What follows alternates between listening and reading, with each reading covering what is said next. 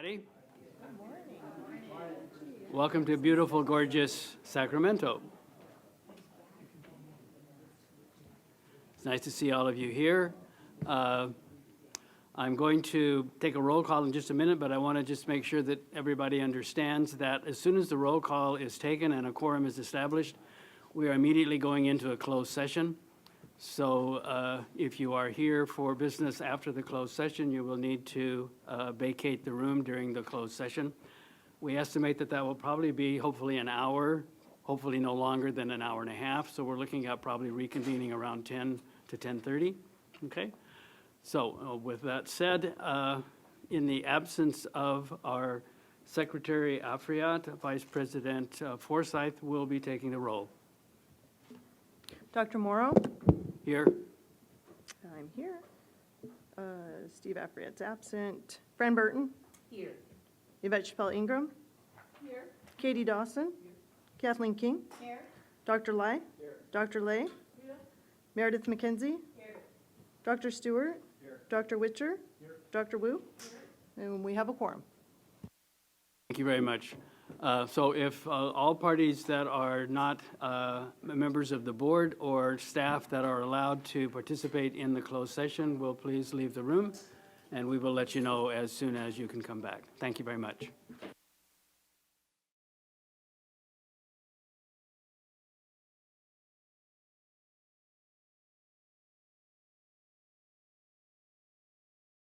We have a busy schedule for this morning, so we want to get right to it, okay?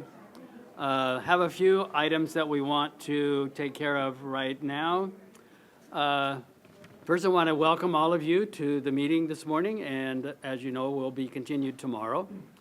I want to ask all of you to please turn off your cell phones or put them on silent mode. Make sure that they're off of the table so that they don't vibrate in case they start buzzing you, all right?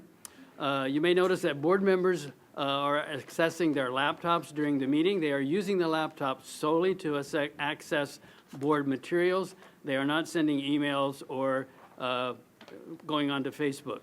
This meeting is being webcast and will be archived after the meeting and available on the board's website for viewing at a later date. This is an official meeting of the Dental Board of California. We have a designated time on the agenda for public comments and ask for public comment on each agenda item. Each person will be limited to 3 minutes per agenda item. The board welcomes public comment on any item on the agenda, and it is the board's intent to ask for public comment prior to the board taking action on any agenda item. If for some reason I forget to ask for public comment on an agenda item and you wish to speak on that item, please raise your hand, let me know, and I will recognize you. I want to remind all speakers to please stay on topic and keep your comments to 3 minutes or less. And thank you very much for your cooperation. The first item on the agenda for right now is a report of the Licensing, Certification, and Permits Committee that just met in closed session. That committee met to review and make decisions regarding replacement of licenses that had been previously canceled. The committee will make recommendations, has made recommendations to the board relating to these applications. Okay, so I have been informed by our legal friend that I need to do these individually, so hang with me, okay?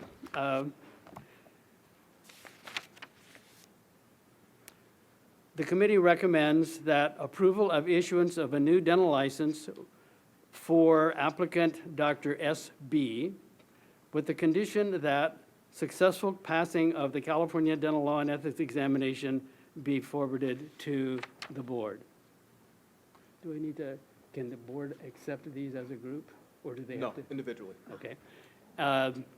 I'm told again by our legal counsel that we need to take a vote on each one of these individually, so will a roll call vote be called? Yes. Second.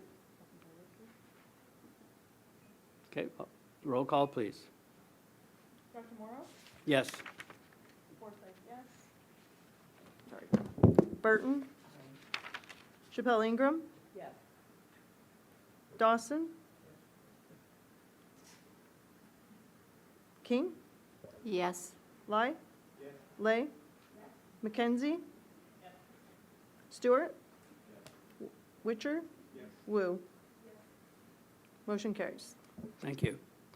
Number 2, the committee recommends approval of issuance of a new dental license with the condition that Dr. A.M. successfully passes the California Dentistry Law and Ethics examination.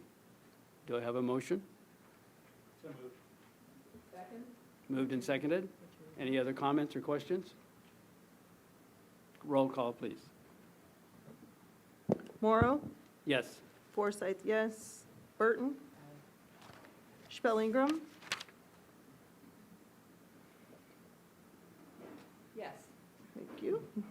Dawson? King? Yes. Lai? Lay? McKenzie? Stewart? Witcher? Wu? Motion carries. Thank you. Number 3, the LCP committee recommends approval of an issuance of a new dental license with the condition that Dr. F.Q. successfully passes the California Dentistry Law and Ethics examination. Do I have a motion? So moved. Second? Seconded. Any questions or comments? Roll vote, please. Morrow? Yes. Forsythe, yes. Burton? Yes. Spellingram? Yes. Dawson? King? Yes. Lai? Lay? McKenzie? Stewart? Witcher? Wu? Motion carries. Thank you. The LCP committee recommends approval of an issuance of a new RDA license with the condition that RDA GO successfully passes the RDA Law and Ethics written examination. Do I have a motion? So moved. Seconded? Who second? Okay. Any comments or questions? Roll call vote, please. Morrow? Yes. Forsythe, yes. Burton? Spellingram? Yes. Dawson? King? Yes. Lai? Lay? McKenzie? Stewart? Witcher? Wu? Motion carries. Thank you. LCP committee recommends approval of issuance of a new RDA license with the condition that RDA ES successfully passes the RDA Law and Ethics written examination. Do I have a motion? So moved. Seconded. McKenzie? Sorry. Wu again. All right. Any, All right. any comments or questions? Thank you. Yes.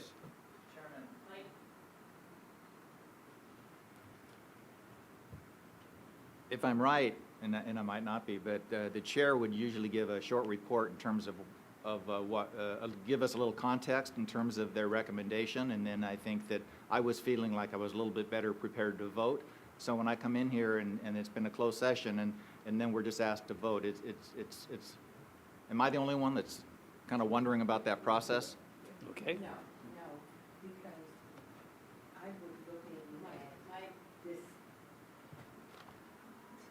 I was looking at this list, and none of these initials are on this list, so I don't know The either. initials are on which list? The initials of the first and last name. Yeah, but none of the last four have been on this list. So is that list different from, I don't know what list you're talking about. The only thing I have is the closed session manual for the LCP committee. okay? So typically what happens is, I think what's missing probably in this report is that the chair would be letting the rest of the board know that a summary of what happened. So, because the rest of the board hasn't seen any of this information, they're coming forward and essentially have said that they've met all their qualifications, have submitted the required documents in order to apply for a license reissuance. I can back that up. Okay? Okay, I appreciate your comment, and I will take that under advisement and reprimand. Okay. Kindly, okay. All of the applications for issuance of a new license to replace a canceled license, the applications have been deemed complete. All required information to forward that application to the committee has been met, and the staff has provided us with that information. Now, first of all, there are a number of things that need to be met in order for a license to be reissued after it has been canceled for more than 5 years. In other words, after it has been inactive for more than 5 years. And that's found in Business and Professions Code Section 1718.3. And it says the license issued by the board that is not renewed within 5 years after its expiration may not be renewed, restored, reinstated, or reissued. However, the holder of the license can apply for issuance of a new license to replace the canceled license if the following requirements are satisfied. Now, the board staff has verified to the committee that all of these requirements have been met. No fact, circumstance, or condition exists which would justify denial of licensure pursuant to Business and Professions Code Section 480. He or she pays all of the fees which would be required of him or her if he or she were then applying for the license for the first time, and all renewed and delinquent fees which have accrued since the date on which he or she last renewed his or her license. And number 3, he or she takes and passes the examination, if any, which would be required if he or she were then applying for the license for the first time, or otherwise establishes to the satisfaction of the board that with due regard for the public interest, he or she is qualified to practice the profession or activity in which he or she again seeks to be licensed. So these applications come to us certified by our staff that all of those requirements are met. Okay, so those are set in code of what needs to be met in order to renew a license that has been 5 years or more inactive. Okay, does that help at all? Now, as far as each one of these individuals are concerned, the reason for their license needing to be reissued is because they did not pay their dues, but they have been practicing in other states during that period of time in most cases, okay? There were a few who might have had a couple of years that they weren't practicing, but in general, they have kept up with their skills, their knowledge, and so forth. So they have had to. You can't go into great detail because Right. So I have some limits as to what I can divulge to you because they were in closed session. But every one of these individuals that their license requires continuing education for renewal has had to take all of those required continuing education courses, sometimes as many as 400 hours, and submit that to the board in order for them to have a completed application that can come to us. So we have assurance that these individuals are up to date. However, because our laws change, we need to make sure that they are aware of California's laws, even though they have been practicing in New Jersey or wherever. So that's why we are requiring that they, in addition to all the other requirements by this code section, we are requiring that they take the current law and ethics examination. And I guess I would just say that that sort of a general statement would help us feel like we're better informed before we're asked to vote. Got it. Now, I appreciate your interjection of that. And I will say, moving forward on the memo that the full board gets, essentially the report of the licensing committee, will recap what the requirements are for reissuance of a license. So you'll have that information. So in the future, when the report comes from the committee, you'll know essentially what they considered. Do you think that's adequate? Thank you. Okay? I have a question. Yes. So if the committee has already gone through all that, why do we have to vote on individual? Can't we just accept the report rather than to vote on something we know pretty little about? Well, the reason why I did that is because our legal counsel told me I needed to, and if, buddy, you don't want on your back, it's your attorney. I understand that. Agreed. It's just a question.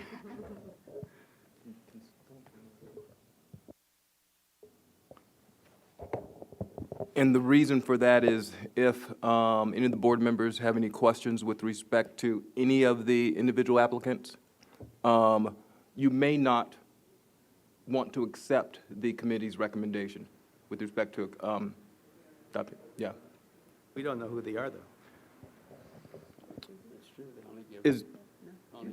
There would be no prohibition against the board providing all the board members with a copy of the information that the LCP committee sees. So you'll be more informed about what took place in closed session. And you would not be voting blindly. So that's just something to consider moving forward. Okay, thank you. Can I ask a follow-on question then? If we have the background, it seems like we could then ask questions, and then we could vote on all at once. Assuming everyone. Agreed would- on would- all of them. That's correct. That's, yes. Yeah. So we have a motion for RDA-ES, and we have Dr. Witcher motion and Dr. Wu seconded. Do you want to do a roll call vote? Yes, please. Dr. Morrow? Yes. Forsythe, yes. Burton? Chappelle Ingram? Dawson? King? Yes, Lai? Lay? McKenzie? Stewart? Witcher? And Wu. Thank you.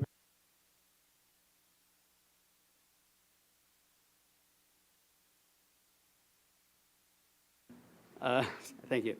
LCP Committee recommends the approval of the issuance of a new RDA license with the condition that RDA-MS successfully passes the RDA Law and Ethics written examination. I have a motion. okay. Seconded? Anybody second? Seconded? Thank you. So I have a question. I'm assuming then this is another person that was out of state coming back, and we need to make sure they know all the latest rules coming back to the state. Can we assume that's the background? Yes. Okay. Since the application has been forwarded to the committee, the staff has verified that all of those requirements are met. Okay. Okay. Thanks. Any other questions or comments? Okay, we'll call the roll.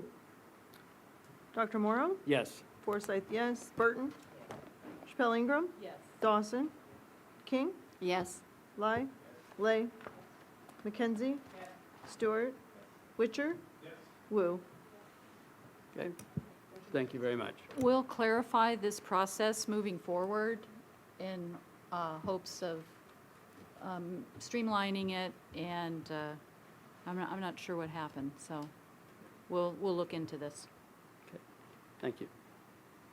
Okay, moving on to agenda item number 3, approval of the minutes from the May 11 and 12 dental board meeting. Those have been provided you in your packet. Any comments or questions? Yes. Yeah, so I don't know exactly how this works, but I was there from noon on the first day, and I'm listed as absent. So it just is a little odd because, of course, I voted on a whole bunch of stuff. So I don't know. I was absent when it was the roll was first taken, but then I was there at noon. on.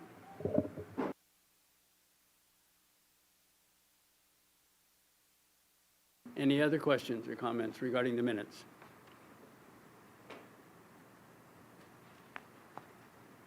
So I motion that we accept the minutes with the change that Mackenzie mentioned. Okay, it's been moved and seconded as amended. Moved, is there any second? I'll second. Seconded, moved, and seconded. Any other further questions? Any comments or questions from members of the public in attendance? With none, call the roll. Dr. Morrow? Yes. Forsythe, yes. Burton? Chappelle Ingram? Yes. Dawson? King? Yes. Lai? Lay? Mackenzie? Stewart? Witcher? And Wu. Motion carries. Okay, thank you very much. It is my pleasure at this point in time to welcome Dr. Kumar, comes to California Department of Public Health with more than 25 years of experience in New York State Bureau of Dental Health, and he is the director of the dental health component of the California State Department of Health. And he's going to give us a presentation. We're looking forward to that, and we're looking forward to working with you collectively to improve access to care and the level of health care in California. So welcome, Dr. Kumar.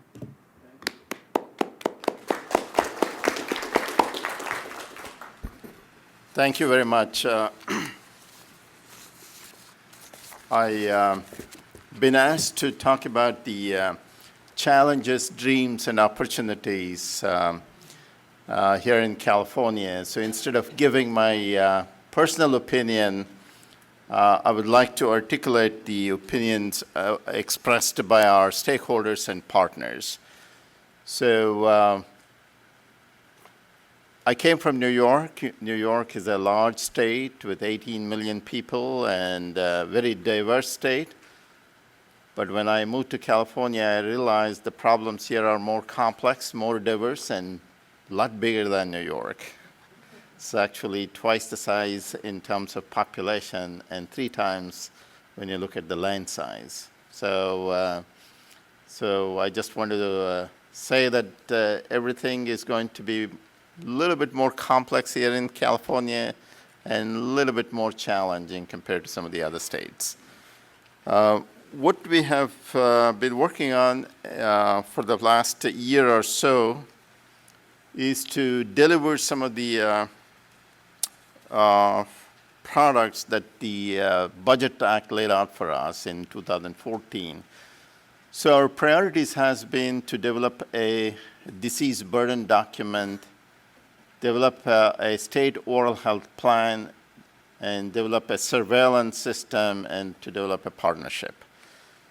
So these are some of the key elements of a good chronic disease control program in any state. It's been recommended by the Centers for Disease Control and also by a National Association of State and Territorial Dental Directors.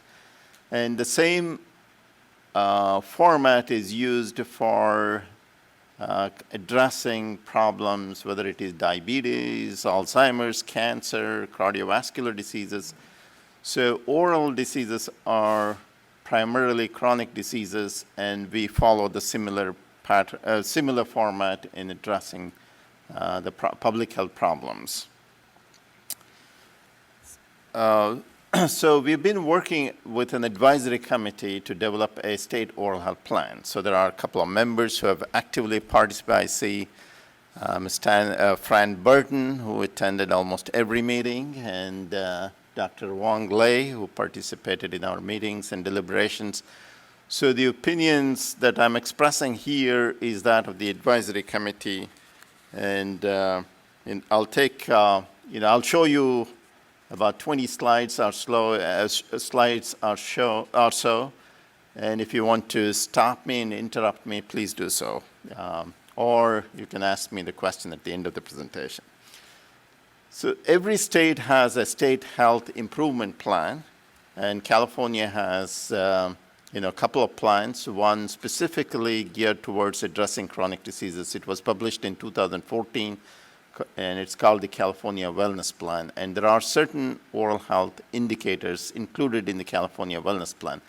But it's not a comprehensive oral health plan, and therefore the department and our partners identified the need for a comprehensive state oral health plan. And that was the purpose of convening an advisory committee and to come up with a plan.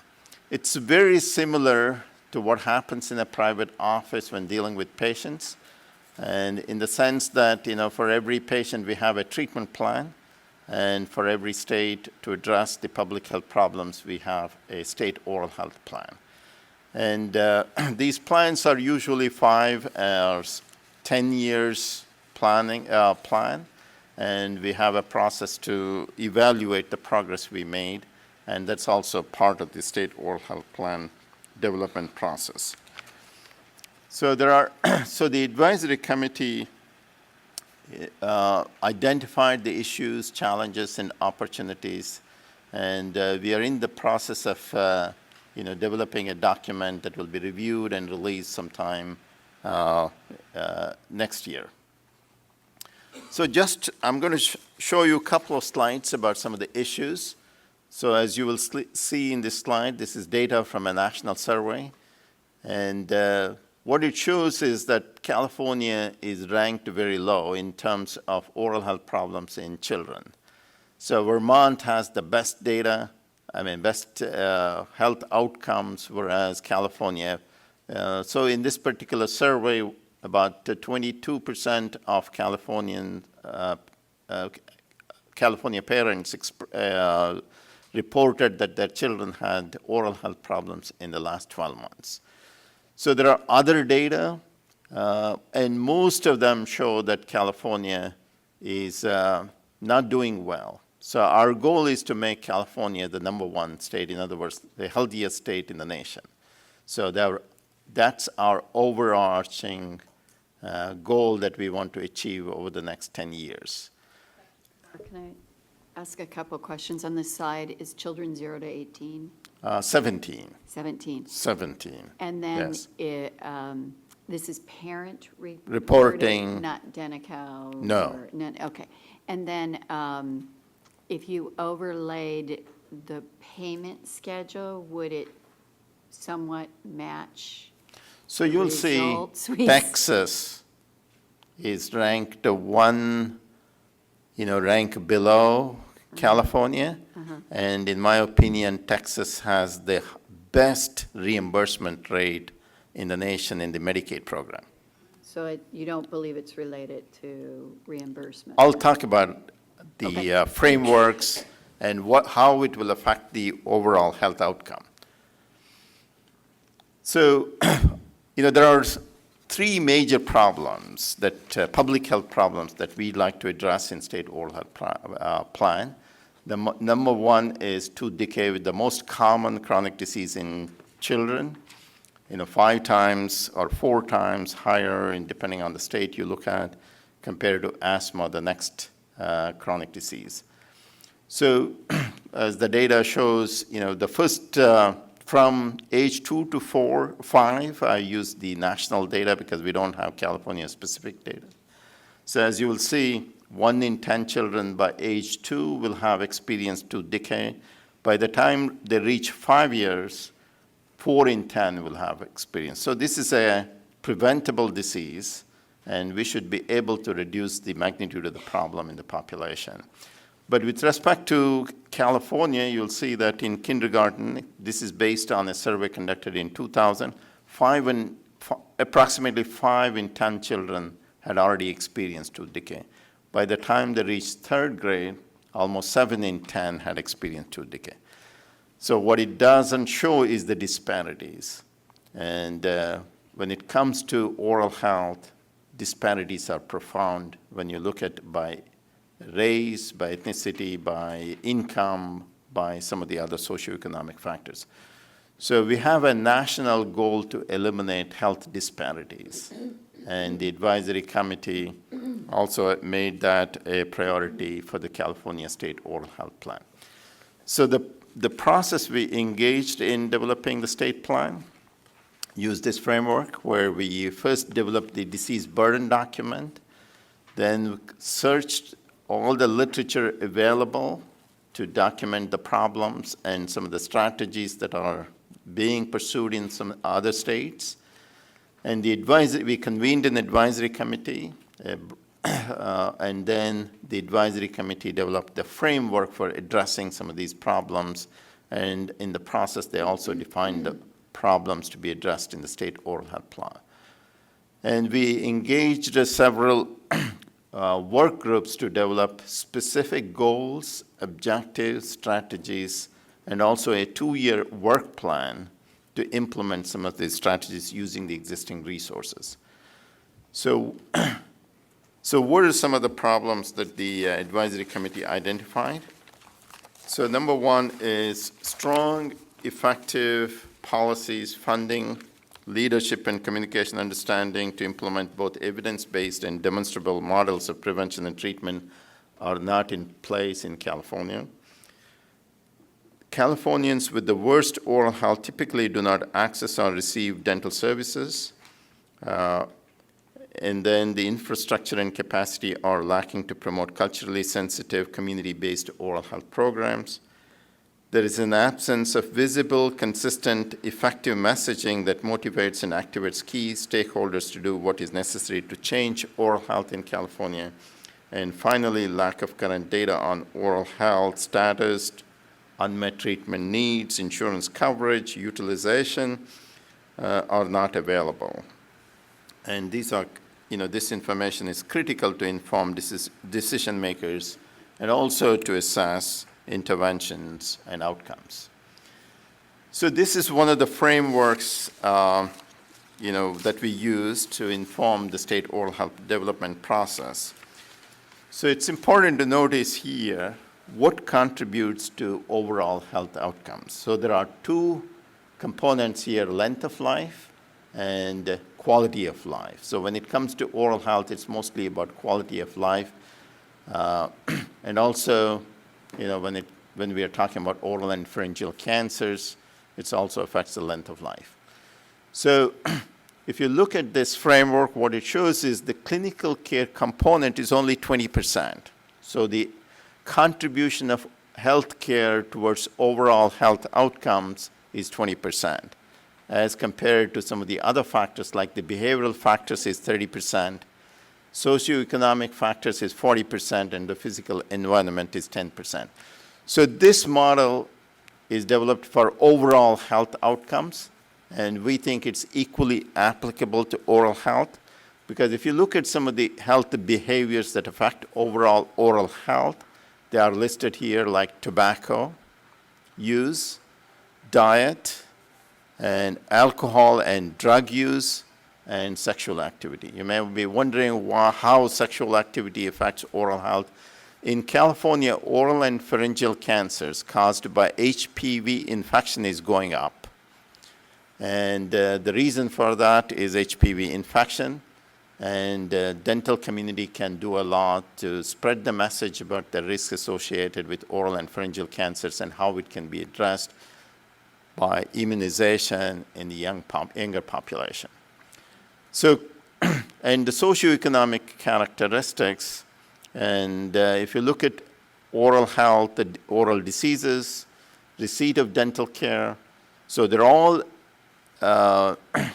distributed unevenly, and if you look at education, employment, income, they're all associated with oral health outcomes. And then finally, physical environment, air and water quality, and we have a very good intervention, fluoridation. So if we improve the quality of the water by adding fluoride, it makes a big difference in terms of population health. So the another public health concept is to address, oral health disparities and to address health equity. So if we provide the same resource to everybody, it may not be sufficient to accomplish optimum oral health, because some groups, as you see here, small, younger children, They need more resources compared to older children. And the another framework was developed by the Surgeon General in 2000, and it's for improving oral health. And it has 5 components. One is to change the perceptions. So for too long, mouth has been separated from the rest of the body. So integrating oral health as part of oral health is a key component if you want to address oral health problems and issues in California. The other one is to increase collaboration. So, the dental community by itself will not be able to address all the problems. We need to collaborate with other professional groups in order to make a big difference in oral health. And there are effective programs available, and we need to replicate those programs so we can reach large proportion of the population. And then the other component the Surgeon General recommended is to increase workforce diversity, capacity, and flexibility. And lastly, to build a science base in order to address oral health problems. So this is a framework recommended by Tom Frieden. He's the director of Centers for Disease Control. And this is a framework for public health action at the local level and the state level. And what it shows is layers in a pyramid. So there are 5 layers here, starting at the base of the pyramid, socioeconomic factors. And the next layer is changing the context to make individuals' default decisions healthy. And the long-lasting protective interventions come next, clinical interventions, and finally, education counseling. So he highlighted the fact that, if you want to increase population impact, we have to focus on the factors that are in the base of the pyramid. Because the factors at the top of the pyramid, like education and counseling, require individual efforts. And when you want to improve population health, it is very difficult. And tobacco cessation is a perfect example. And the most of the improvement have occurred, researchers attribute it to tobacco taxes and also a Clean Indoor Act and those kinds of interventions, and to some extent to education and counseling. So similarly, in our field, I usually say that if we sent everybody to college, we will have solved the oral health problems in California. So it's very difficult to do that. So in the absence of that, what can we do to improve oral health in California? So we looked at 2 factors, insurance coverage and health literacy, as key components if we want to improve oral health in California. And the next level is fluoridation and school screening. And California has a policy it's universal, to encourage universal screening in kindergarten. And we have seen improvements in places like in San Francisco, where the Department of Public Health collaborates with partners, the Dental Society, and the Department of Education, and they have seen improvement over the years. So something like that to reach every kindergarten can make a big difference. And then, of course, school-based interventions and clinical practice to adopt evidence-based interventions, and then finally education and counseling. And these interventions can make a big difference. And so we always look at federal government to see what is happening at the federal level, and they came out with a strategic framework. And according to that framework, integrating oral health and primary oral, they identified 5 different interventions to improve oral health.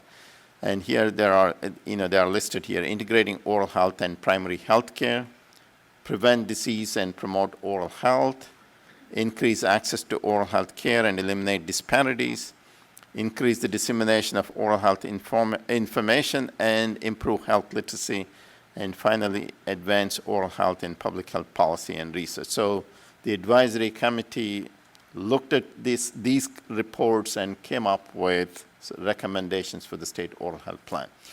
So the final framework that we looked at is this concept of community clinical linkage.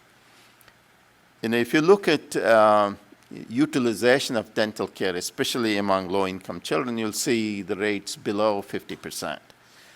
So there are many reasons why it's difficult for young children and children in general, even adults.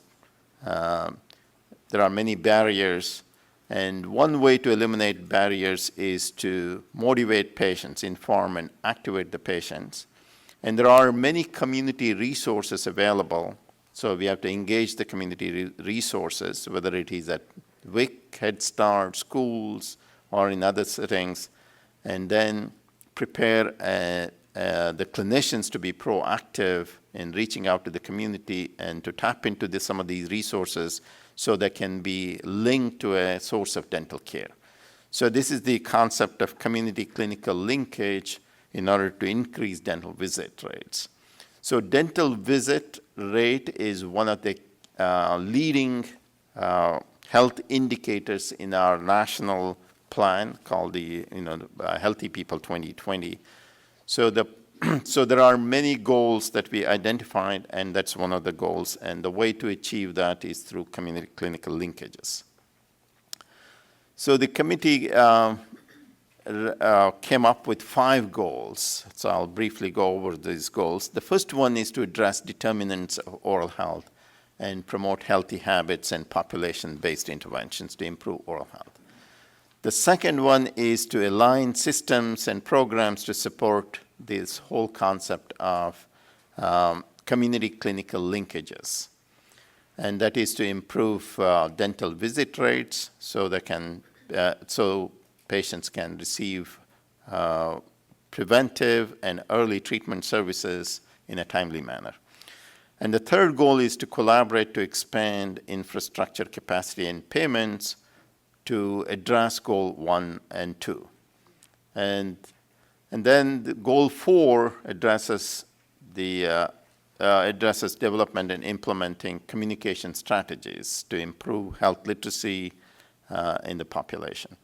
And lastly, we need current data. We need, in order to track progress, identify problems, and in order to do that, we have to have a surveillance systems. So these are the 5 broad goals identified by the advisory committee. And for each goal, we have very specific objectives.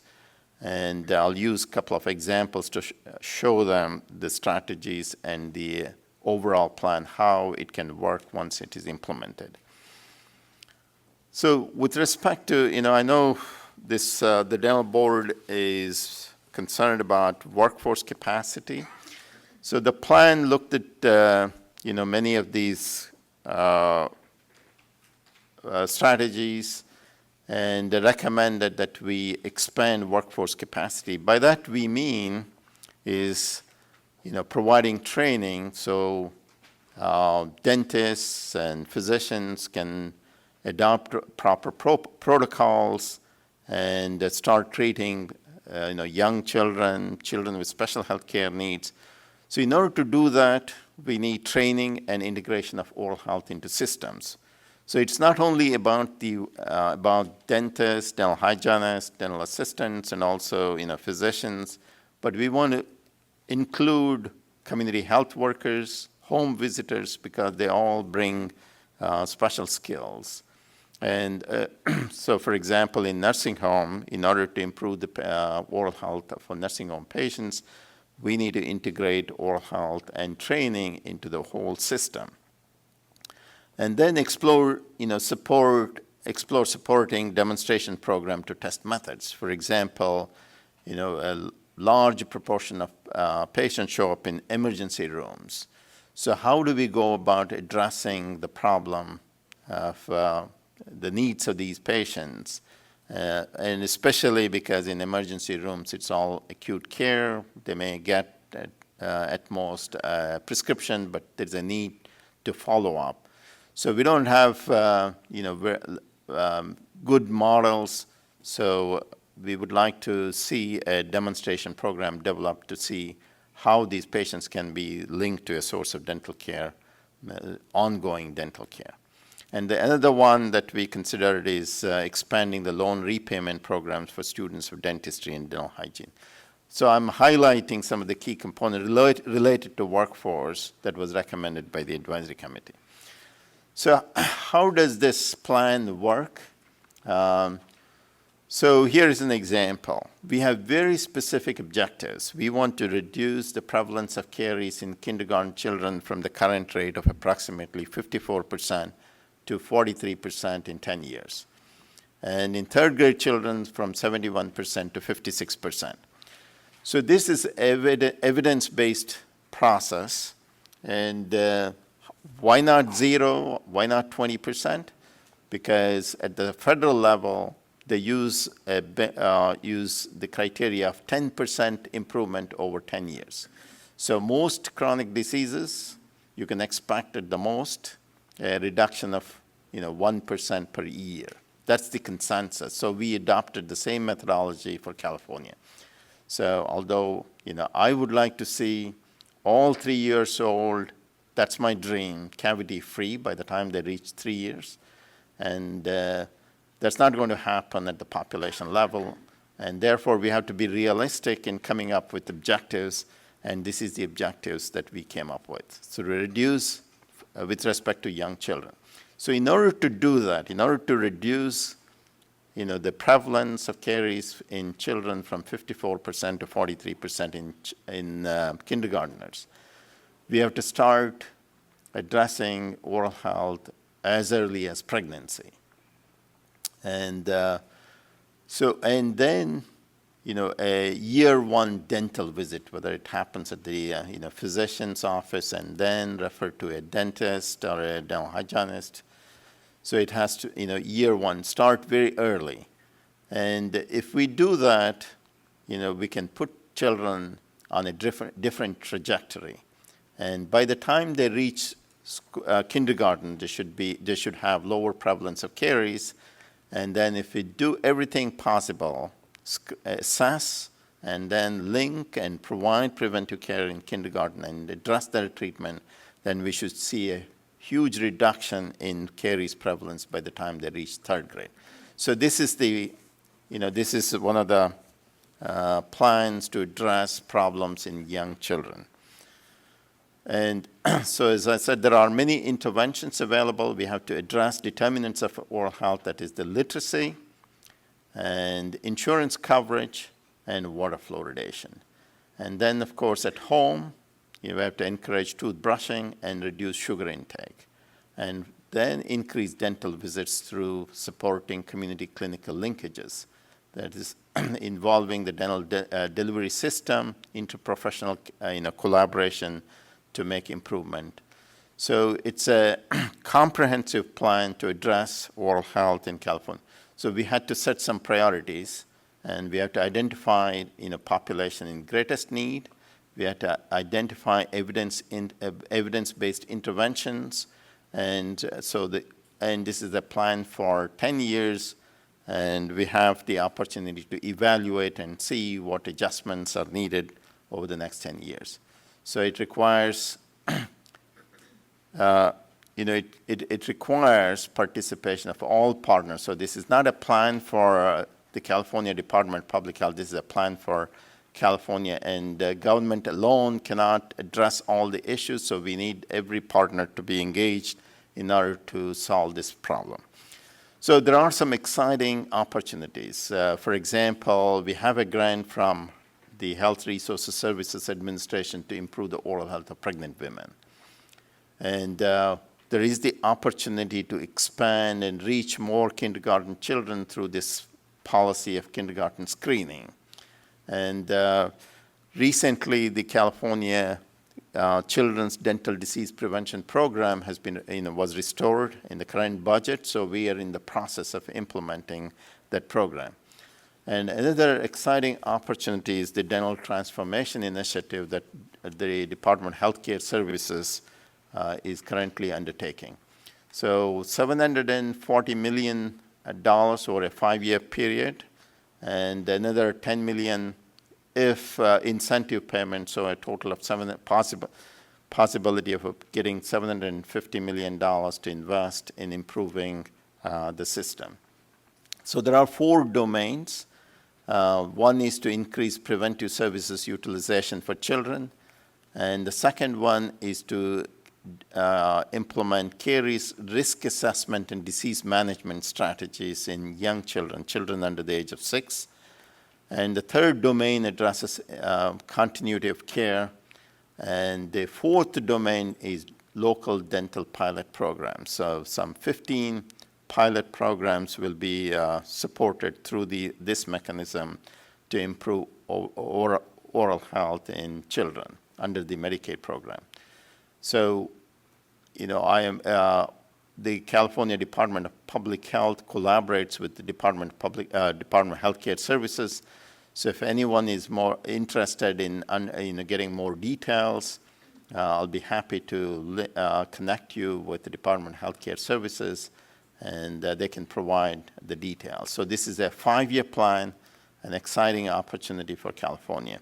And as far as I know, I think the California is the first state to get this approval through the 1115 waiver. So lastly, what I want to say is, this is a collective effort, and in order to bring about impact at the population level, we need a common agenda. And we have to work with partners, and we have to develop shared measurement systems and approaches to evaluating progress. And we have to reinforce the activities, not duplicate the activities of the partners, and streamline some of these activities. And in order to do that, we need continuous, consistent, open communication. And what our program can do at the state level is to serve as a backbone organization to convene, coordinate, and provide dedicated staff to undertake this effort. So that's my, hopefully, that's my dream, and hopefully we'll be able to implement some of these strategies in the coming years. Thank you for your attention.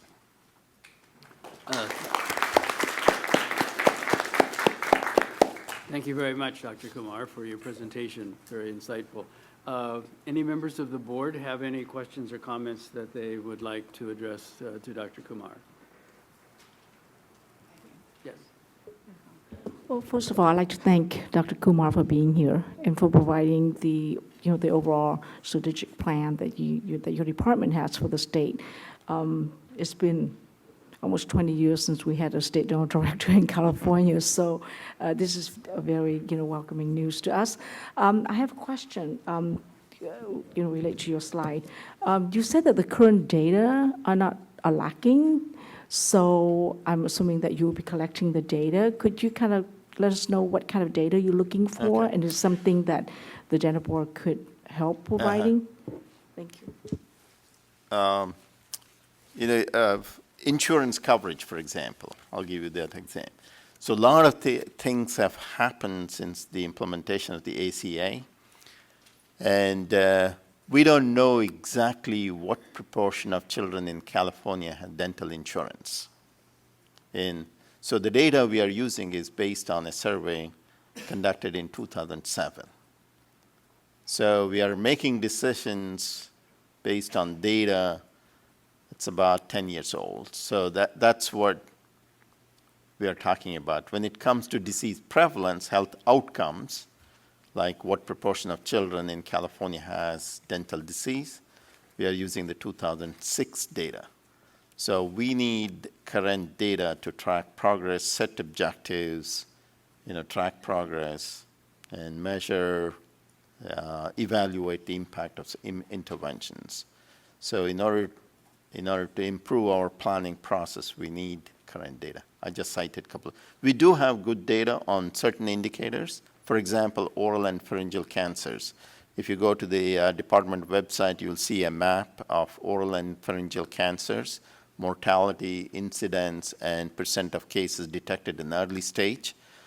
That's current data. So we do have some data. Tooth loss data we do have from a survey that we do every 2 years. But when it comes to health outcomes, insurance coverage in children, we don't have good data.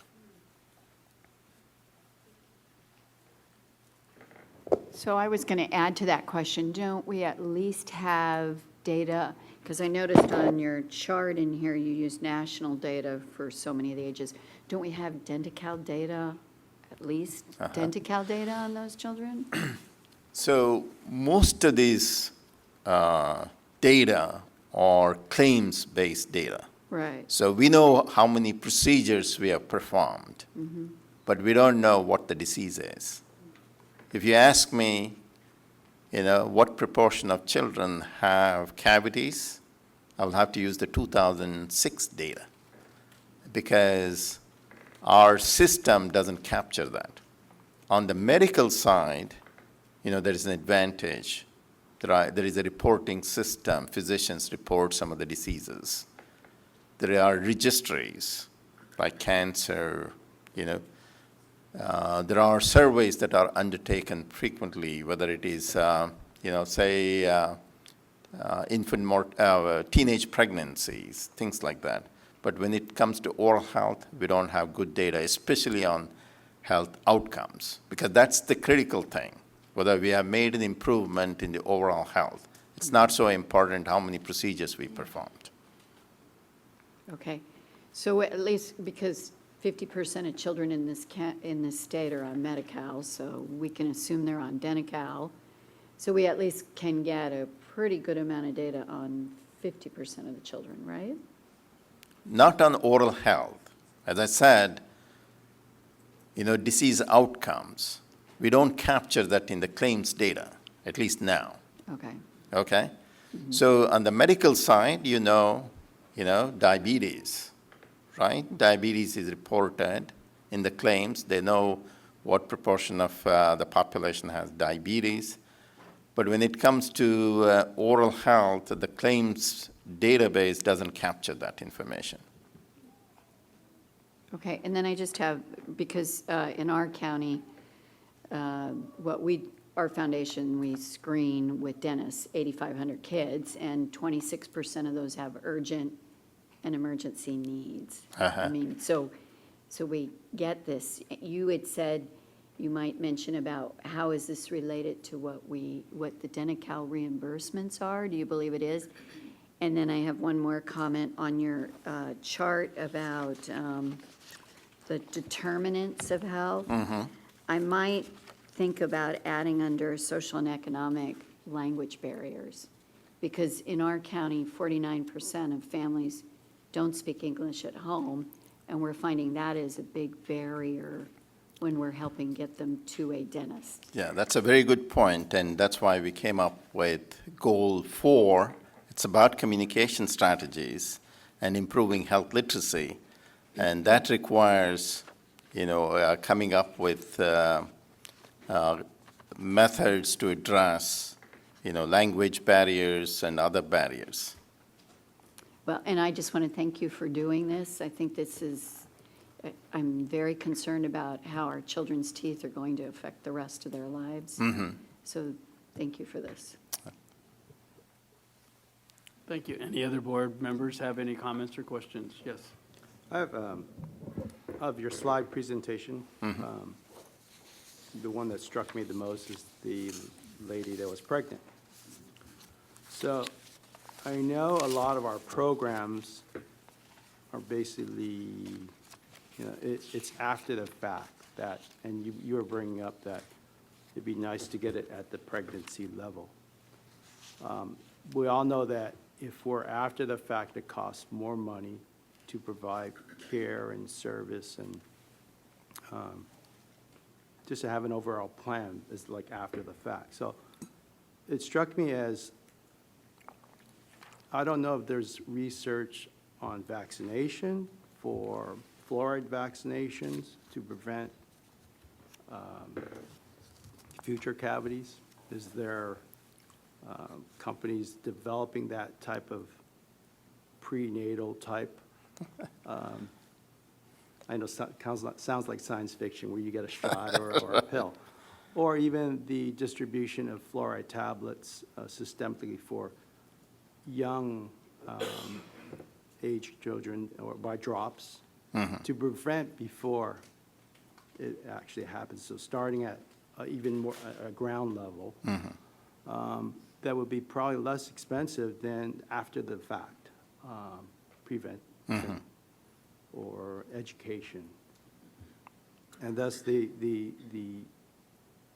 pregnant parents would be indoctrinated into fluoride treatment early because it's been given to them, or it's provided for them, or the injection is part of their vaccination immunology type of situation. So I don't know if that is a progressive or a futuristic idea, but I think there may be a benefit to that.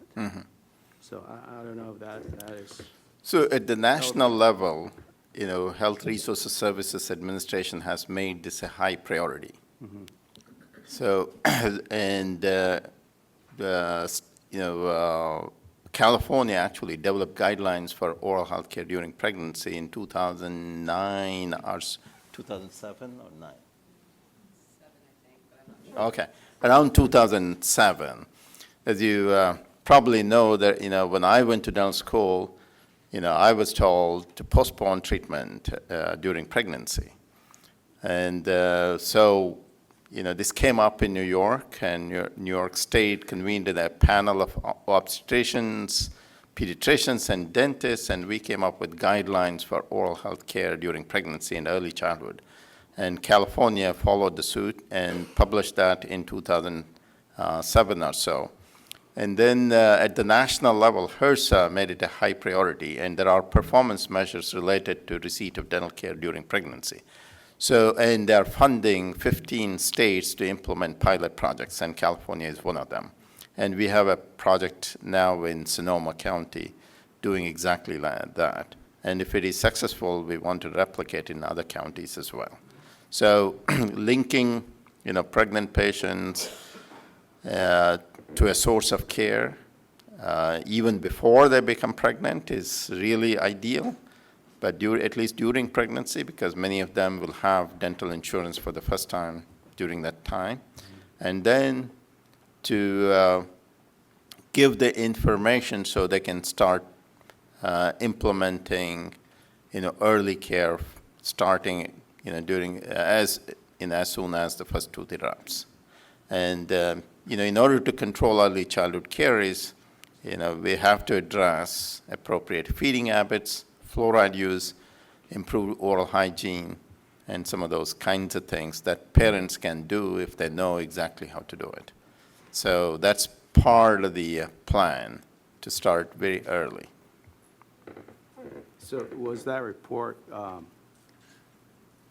that you don't treat pregnant women because of a legal issue? Was that a That was the litigation old issue? one. That was the that's when I went to dental school in 1970s, right? And we tried to change that practice, and there were concerns about liability. There were concerns about spread of infection. But now we have evidence from several studies undertaken in the United States, actually clinical trials documenting that, treatment is safe during pregnancy. Thank you. Yes, Tom? Dr. Kumar, many of us in this room have been working for years on trying to increase access to care, and I think we've had some success, and we've certainly had our frustrations. But I just want to say that if we are the choir, sir, I think that makes you the choir director, and I hope you're ready for that hat. But personally speaking, we're all thrilled, and I'm thrilled to have you on board, and we look forward to working with you and making this state what it can be in terms of prevention. Thank you. Thank you. Any other? Are there any comments or questions from members of the public that are in attendance for Dr. Kumar? Copies of Dr. Kumar's presentation are located at the back table for anyone who'd like one. Okay, with that said, Thank you very much. Appreciate your coming and spending this time with us, and thank you for the information you provided, and we look forward to working with you in the future. Same here. Thank you Thank you very very much for the opportunity. Just for planning purposes, we plan on taking a lunch break beginning at 12:30 for 1 hour, from 12:30 to 1:30. So we'll try to make that happen as timely as we can, okay? Moving on in our agenda, agenda item number 6, the budget report, and I believe Sarah Wallace is going to present that to us.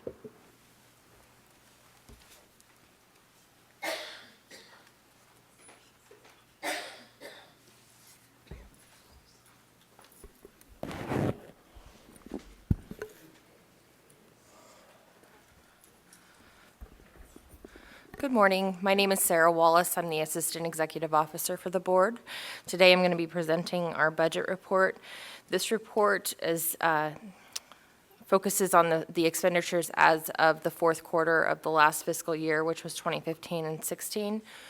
We've not yet quite gotten the final expenditure report for which is called our FM13 for the closeout of the year. So this was based on the expenditure reports from June.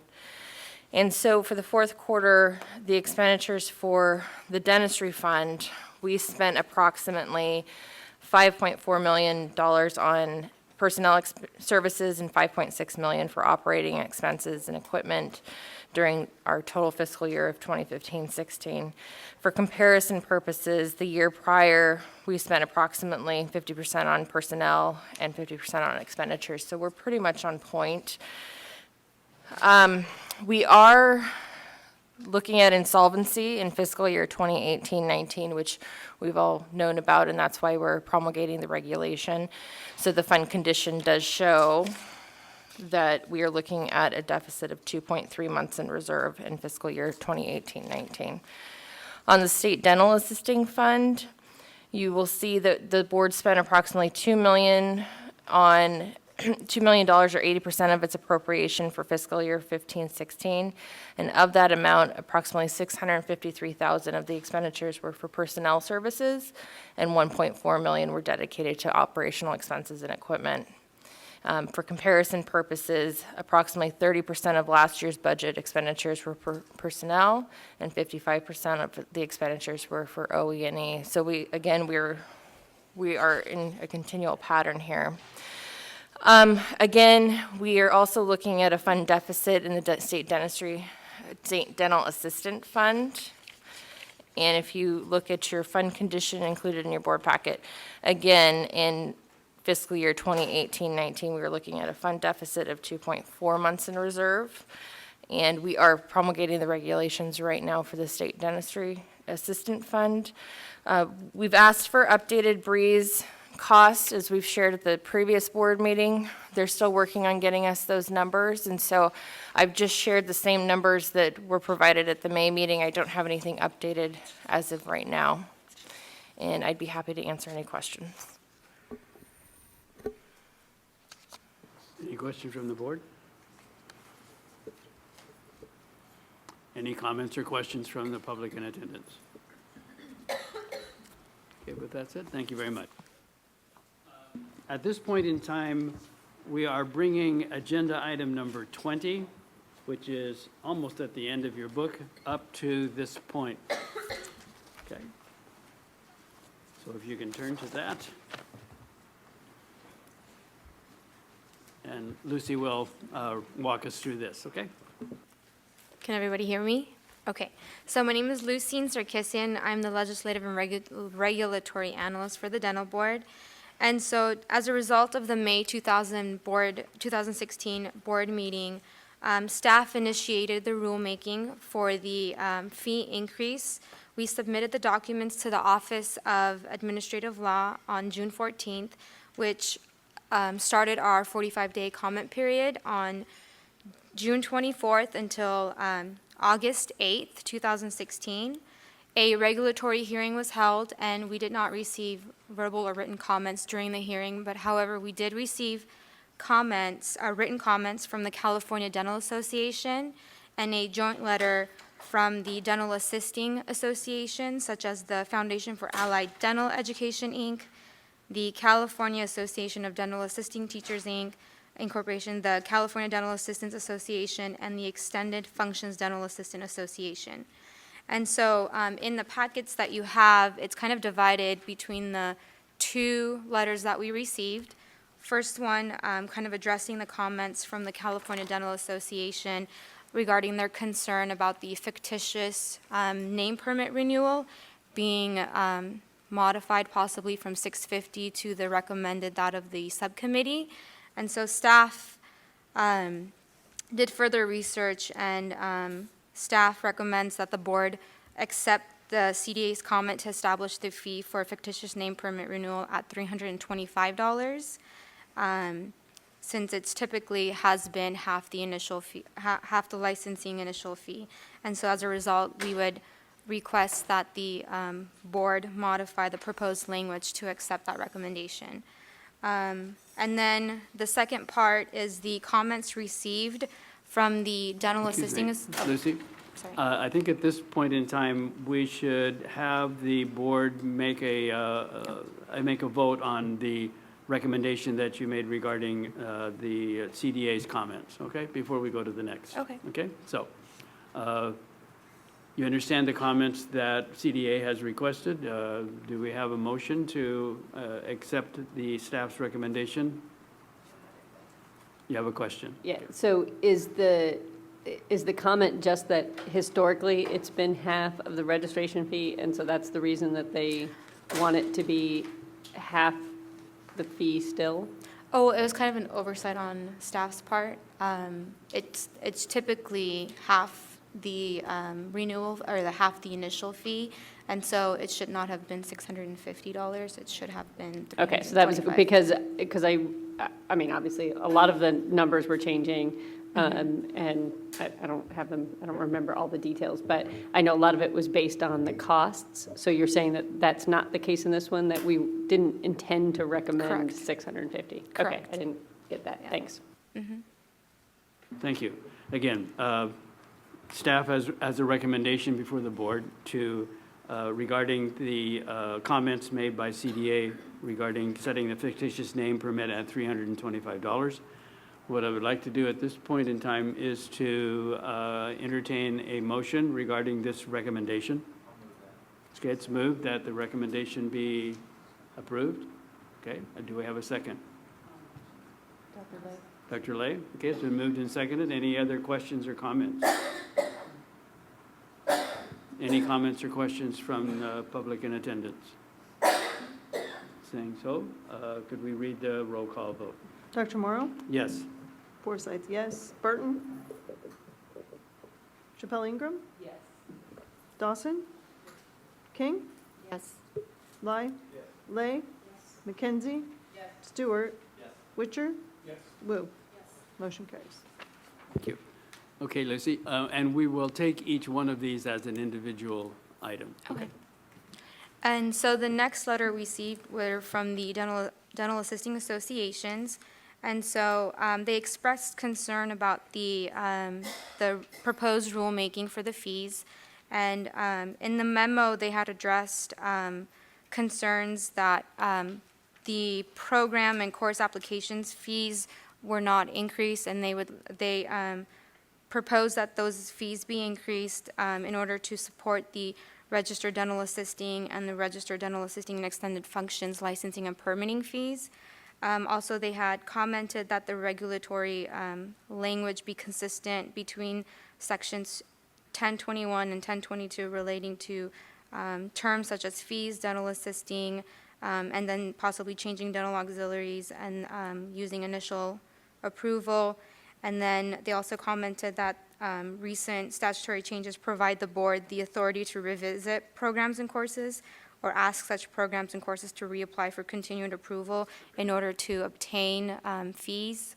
And so what we did is we divided the two sections, 1021 and 1022 of the regulations. And so the first portion of the recommendation was that they recommended the addition of the word fee and other various technical grammatical amendments throughout section 1021, as well as addition of 2 fees One being the law and ethics reexamination fee of $100, and another fee which is $125 for the issuance of the replacement pocket license replacement and wall certificate and similar things. And so staff kind of reviewed the recommendation, and at this time, staff recommends that the recommendations to Section 1021 be rejected because rationale and justification are necessary for each proposed amendment in order to comply with the legal review standards and proposing such regulations.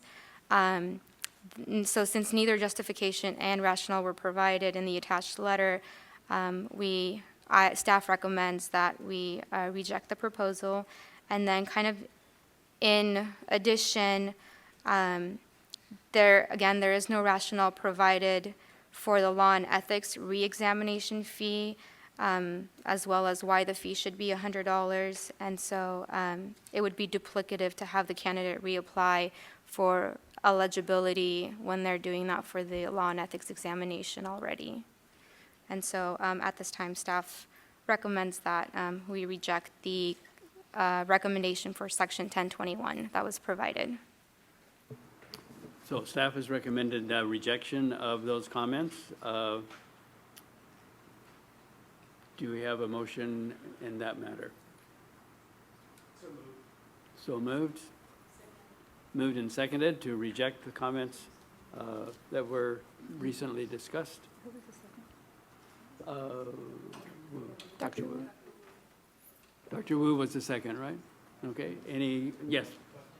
Could we postpone this just for a little bit, to give you some time to read and try to understand this issue a little bit more? Because, I mean, we had an explanation, but it's pretty quick, and now that we have.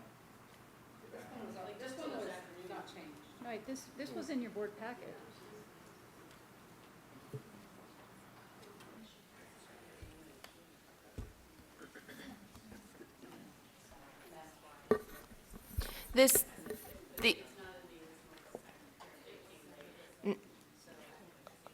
Okay. The board packets were mailed out 2 weeks ago. The hearing happened last Monday, and so on Friday, all board members were emailed this information that's included in your board packets. And it was also posted on our website. And so the only change between that version and then today is one staff recommendation that we're moving forward regarding the OCSB, but everything else had been previously provided to the board members.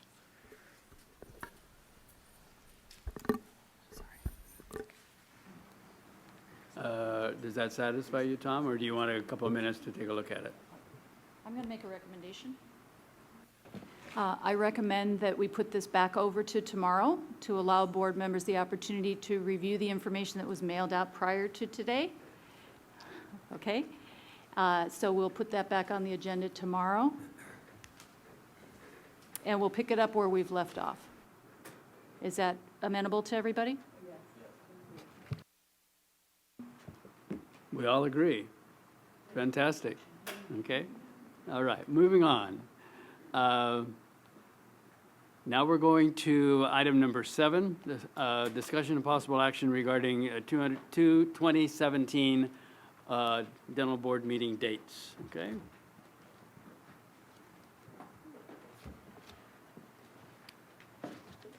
Good And I morning, I'm believe- Linda Byers, the Executive Assistant for the Dental Board of California. I've put together a calendar in the back that also includes all of association dates for their meetings, and I have suggested meeting dates that do not interfere with any of those dates, also to keep them evenly spread apart. Can I ask? Yes. So I'm assuming we can pick up our phones now because we're all checking our calendars. Everybody, they're checking their telephones to get their access to their personal calendars, so. Okay. What is the Hilton Wi-Fi? Dental low. In here, it's dental, all lowercase.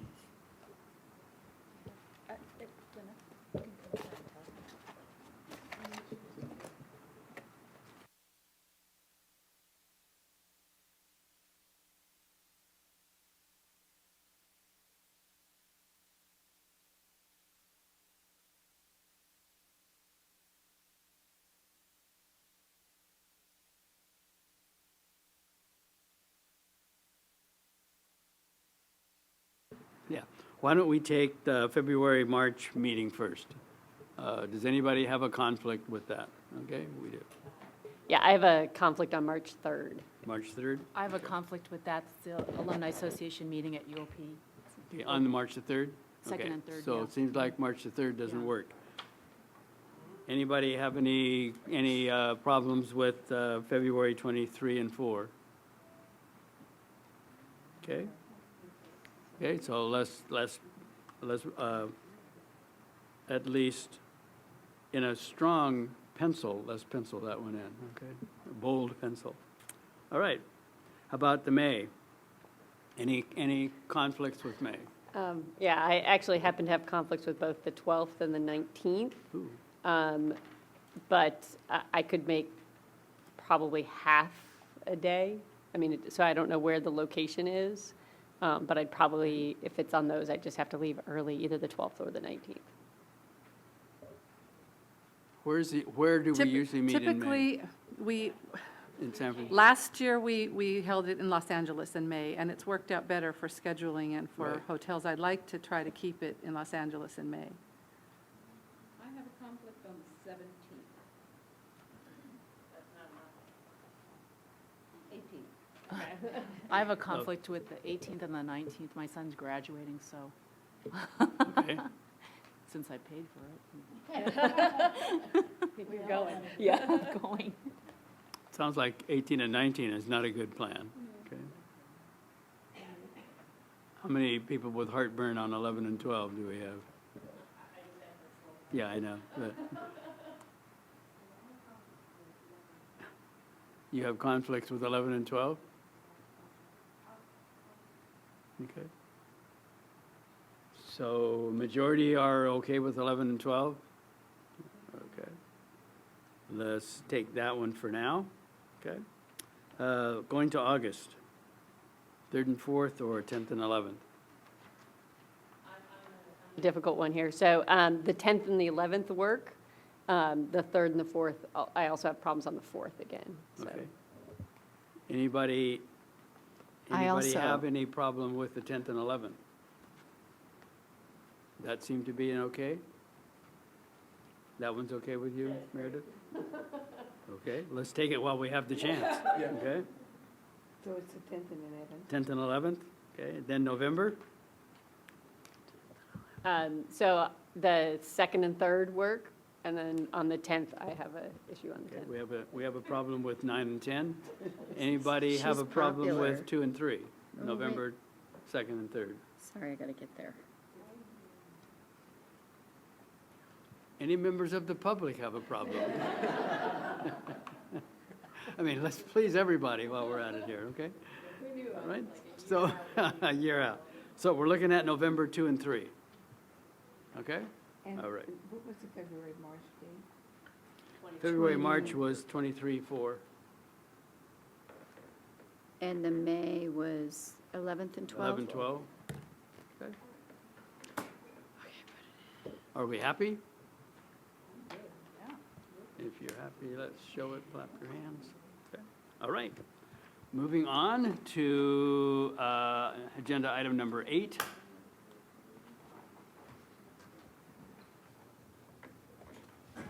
Okay, my name is Karen Fisher, and I'm the Executive Officer of the Dental Board. I'm just going to give you a brief update on our strategic planning session that we have already begun. So most of the board members were contacted, as well as council members, by telephone from Solid staff, and they're in the process of compiling that information now, and we'll be bringing it back to the board for future discussions. We had very good comments, according to the Solid staff, and we appreciate you taking the time. I know that strategic planning can be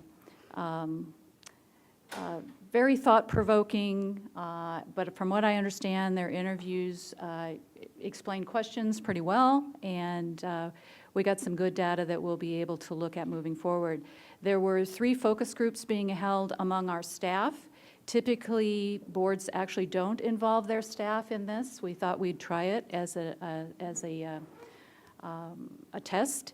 And I think that we're going to be getting good information from the staff also. Hopefully, they appreciated the opportunity to participate in this process, and we'll be bringing that information forward. In fact, based on what the staff has given us, and it's an opportunity for them to let us know what they're not happy with, what they are happy with.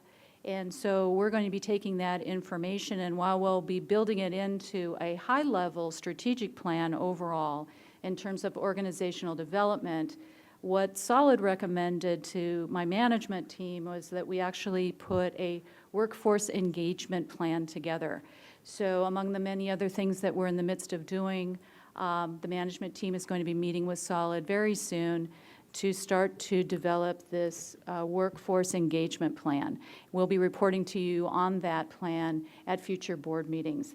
But getting back to our strategic planning session, so the information is being gathered and will be produced in a report that we're going to be discussing in Sacramento on October 13th and 14th. I had previously sent out an email to board members and council members letting them know of these dates, and hopefully we will be getting information that you are available to come to Sacramento and participate in this important evaluation. So again, October 13th and 14th, it's a Thursday and Friday. It'll be held at HQ2 headquarters, which we've had a board meeting there before. We'll be sending out additional information, and Linda will be sending out a confirmation letter to ensure we do have a quorum for that meeting. I would appreciate you all trying to clear your calendars for that and participating in that. Sorry, Karen, can you say the dates again? I'm still trying to put in the last date, so. Yeah, it's 13, 14. October 13th and 14th. And you'll see that it's identified in this memo that we have before us on Agenda Item 8 as a reminder, so it's there in your packet. And I just want to take a moment to tell you how much I appreciate and agree with your inclusion of the staff into the strategic planning process.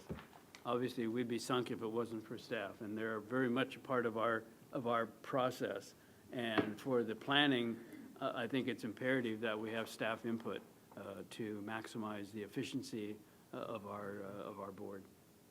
I also wanted to bring up this time that I do appreciate your participation in this process.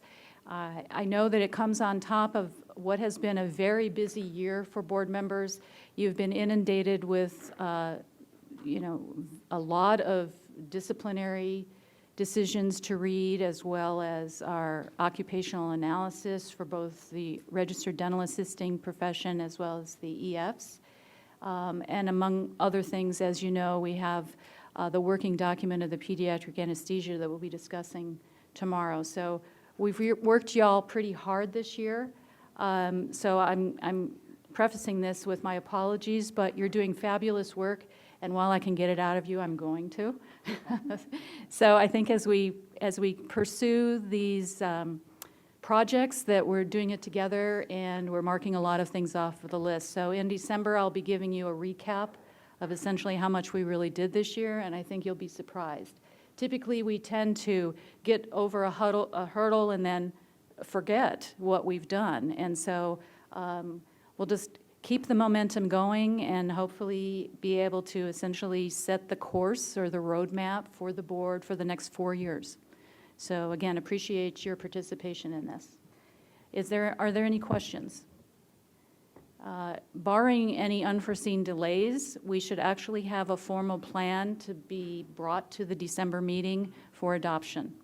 That's what we're, at this point, hoping to do. So, Dr. Morrow, okay, I'm gonna be difficult. Can we go back to the dates? I messed up one of them. The August meeting, I misread my own notes and I actually swapped them. So I don't think we discussed the 3rd and 4th. I don't know if anyone else had conflicts on the 3rd and 4th, but I actually have a bit of an issue on the 10th and the 11th, not the 3rd and the 4th, so.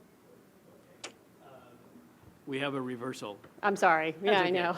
That's okay, we'll make you pay for it later. I'm sure you will, yeah. As I was putting it in my calendar, I went, oh. So it's 10 and 11 that we have a problem with. Does anybody that Meredith has a problem with, does anybody have a problem with the 3rd and 4th? I do. Right. Who does? You do, third and fourth. That's Flip okay. a coin. So, yeah, then you can flip a coin, and it's far enough in advance, I might be able to fix that one, but. Okay. Let's leave it as it is right now, see what you can do with that, okay? Appreciate it, thanks. So what's the date? Okay. Oh, it's remaining 10 and 11 for now, okay? All right, good. Okay, moving on with agenda item number 9. Oh, I'm sorry. Thank you for reminding me. Any public comments? On agenda item 8, right. Okay. With none said, let's move on to agenda item 9. There have been some revisions to our operating manual for the board, so these are have been for you ahead of time for review and discussion.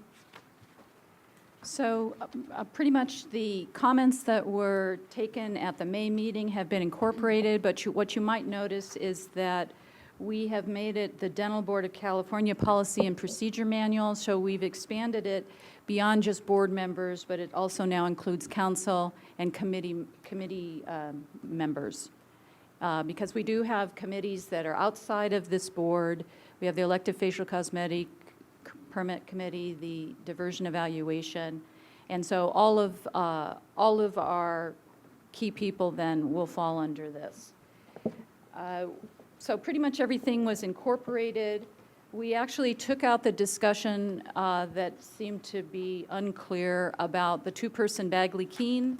We are going to rely on board member orientation to impress that point upon everyone. And so I don't think we need to reiterate that in the policy and procedure manual at this time.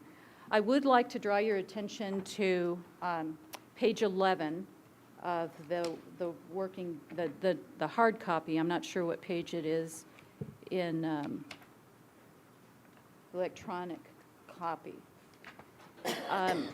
Something has come up regarding the first red sentence under board election of officers. It says board members serving their grace period are not eligible for officer or chair of a standing committee. I'm asking that this be struck at this point. The reason why is at the end of December, we will have 6 or 7 members that go into grace period. And that may put us in a bit of a bind moving forward with committees or officers. I think that we have outlined what a succession plan would be in the event that somebody is either removed from office or can no longer serve. So I'm asking for discussion on the ability to remove that section. Now, there's a strong possibility that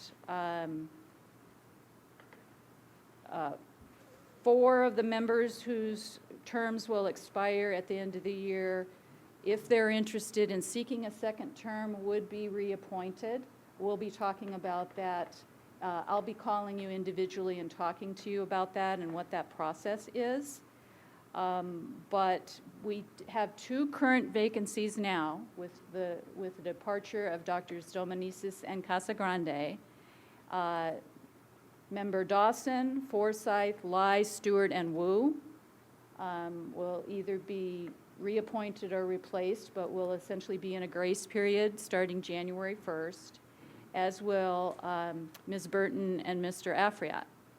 So taking that under consideration, we would like to hear a discussion on this particular part of the policy and procedure manual. Yes, Meredith. So I'll just say, when I first read that, I thought by grace period, it wasn't referring to the time that you're waiting to see if you can be reappointed, which I also realize is a grace period. But I was thinking of it more as, even if you've already, isn't it true that even if you've already served 2 terms, you can take 1 year at the end? And so that is the one that I guess I had been thinking of as more the, I don't know, the end-to-end grace period. But I guess it's sort of the same thing. But, yeah. My understanding is that the grace year is like a 5th year, okay? Right, that's But sort of you can not do it or you might be replaced during that 5th year. That's up to the governor. But in essence, if we each took our grace year, we would be serving 10 years instead of 8. It would be 2, 5. Because I think it doesn't add on. I don't think, like, I if think you at went the for a end of second the- term, it doesn't add on a year. Okay. That would just be considered part of your second But term. anyway, So I think you could the- get 9. The but, grace yeah. year is the year following when your appointment terminates. So that's what we're referring to as the grace year, right?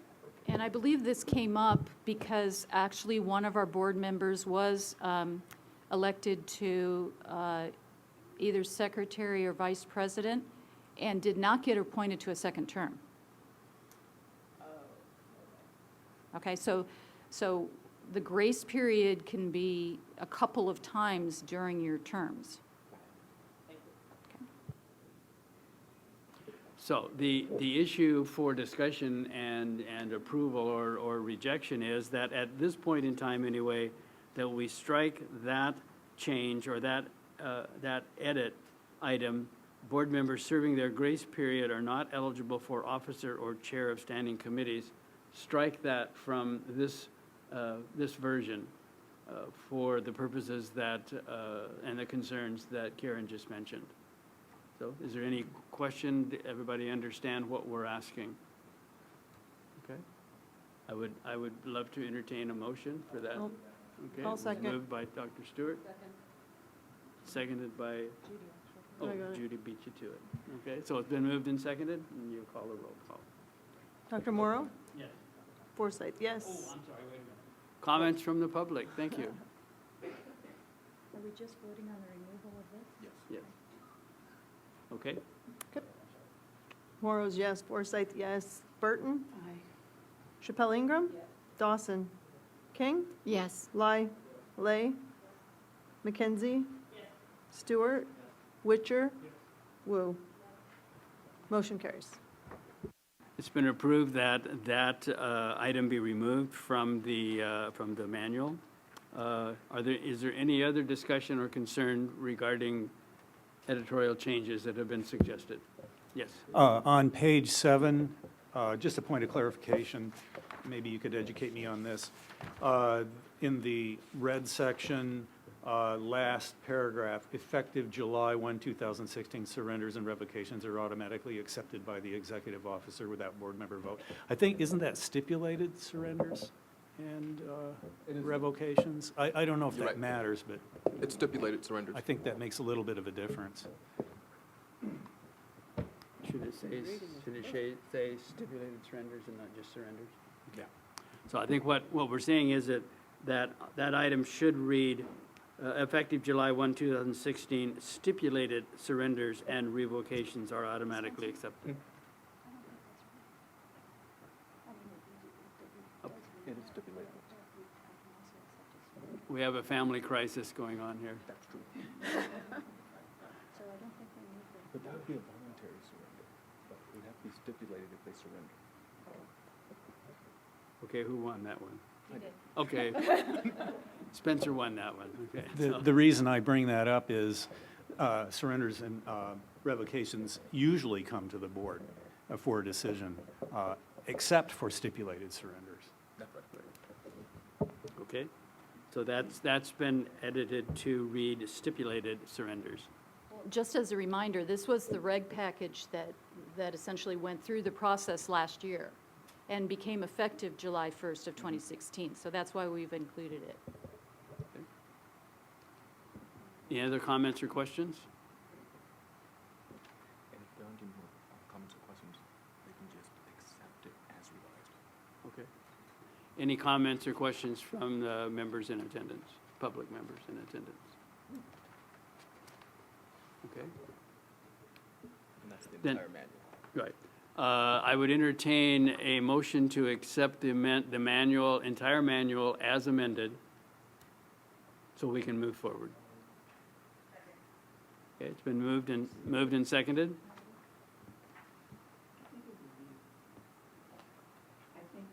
Be helpful as people are making their motion, if they would give a name, because I'm watching our Vice President, Secretary in Residence here, struggling with this. So if you would just, when you make your motion, give your name. All right, did we get those? We got those, okay. All right. So it's been moved and seconded to approve the manual as amended. Okay, any further discussion? Any comments from the public? Take the roll call vote, please. Morrow? Yes. Forsythe, yes. Burton? Aye. Chappelle? Ingram? Dawson? King? Yes. Lai? Lay? McKenzie? Yes. Stewart? Yes. Witcher? Yes. Wu? Motion carries. Thank you, members.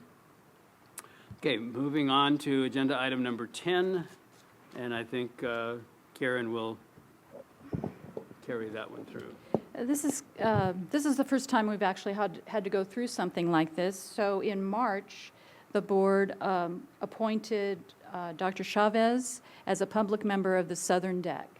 And you can read essentially in our memo what happened. So she was non-responsive to actually completing her paperwork and moving forward. So legal counsel has advised that first the board would need to withdraw her appointment. And so Spencer, do we want to move that first and then go on to have Dr. Stewart, who's the diversion and liaison, be able to give a report on the new candidate? Yes. Okay.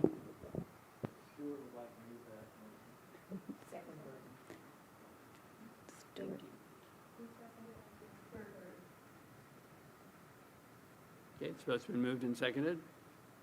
Any further discussion? Any comments or questions from members of the public in attendance? With that said, will you call the roll vote? Morrow? Yes. Oh, Before you do that, this could be, this was just her reason, but are there circumstances where someone who, okay. Oh, the question I was going to ask was about being on disability and this marvelous pay interfering with that. She was concerned that somehow serving would interfere with her disability retirement. I only suggested that she needed to seek advice from the appropriate person, either her accountant or legal people, to be able to determine that. So we kept the door open for obviously a long time to see whether or not she would respond back, and she didn't. Okay. So there were numerous attempts to contact her by phone, by email, and by regular mail. So. Okay, Okay, thank you. you're welcome. Okay, moving on, agenda item number 11. oh, we got to take the vote. I'm sorry, we didn't take the vote? Nope. Okay, let's call the vote. Okay. So this is the withdrawal of Chavez. Okay, Morrow? Yes. Forsythe, yes. Burton? Chappelle Ingram? Yes. Dawson? King? Yes. Lai? Lay? McKenzie? Yes. Stewart? Yes. Witcher? Yes. Wu? Motion carries. Now, the second part is that we do have another candidate who's interested in doing the replacement, and this is where we hand it over to Dr. Stewart, who is able to have a telephone interview. Yeah, it was my great pleasure to have a telephone conversation with Dr. John Philip Bradford.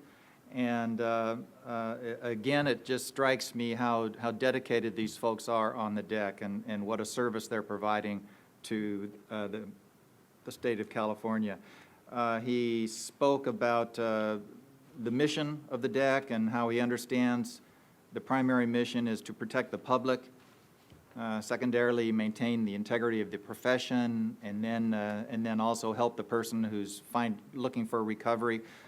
He spoke about the importance of a legitimate personal connection that helped him in his search for sobriety, and he spoke about the importance of mentorship with Curtis Vixie, and bottom line is that I think that we have another candidate who understands the process well, is passionate about serving, and he gets my full recommendation to this board. Thank you, Tom. Okay. So the issue here now is one of approval of Dr. John Philip Bradford as a member of the Southern DEC. So do we have a motion in that regards? Who was? No, yeah, Mackenzie to accept, or Mackenzie to second. Who first? Okay, Wu seconded and McKenzie, okay. Good, so it's been moved and seconded. Any further discussion? Any questions or discussion from the members of the public in attendance? Okay, will you please call a roll vote? Morrow? Yes. Forsythe, yes. Burton? Chappelle Ingram? Dawson? King? Lai? Lay? McKenzie? Stewart? Witcher? Wu? Motion carries. Thank you very much. Dr. President, if I may ask for a point of personal privilege at this point to recognize somebody who has come into the meeting? Definitely. Okay. Ann, I'd like to recognize you. So Ann Hawley is the new Deputy Appointment Secretary in the Governor's Office. She is, I'll say, coming behind Sonia. So she's filling in behind Sonia. Sonia received, well, she's changed jobs, essentially. She's gone over to work for the Department of Motor Vehicles as their director over there.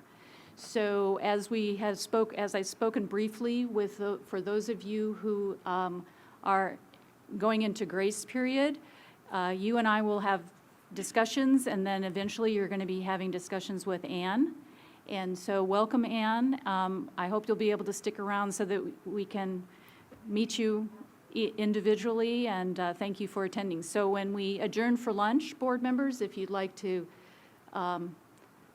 one by one or whatever.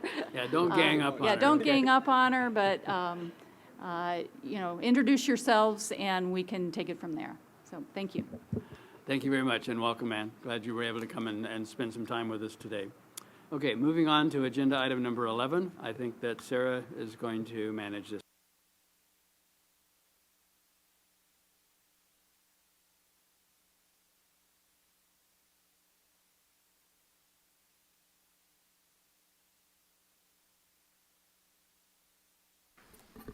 Good morning, Sarah Wallace, Assistant Executive Officer. So as you all know, the board's newest pathway to licensure is the portfolio examination within the California dental schools. As part of the legislation that was enacted, a requirement was put in place that the board needs to determine whether or not the portfolio examination meets the requirements of Business and Professions Code Section 139. And if it determines that the portfolio exam fails to meet those requirements, that the portfolio exam could cease to be implemented and would no longer be an option for applicants.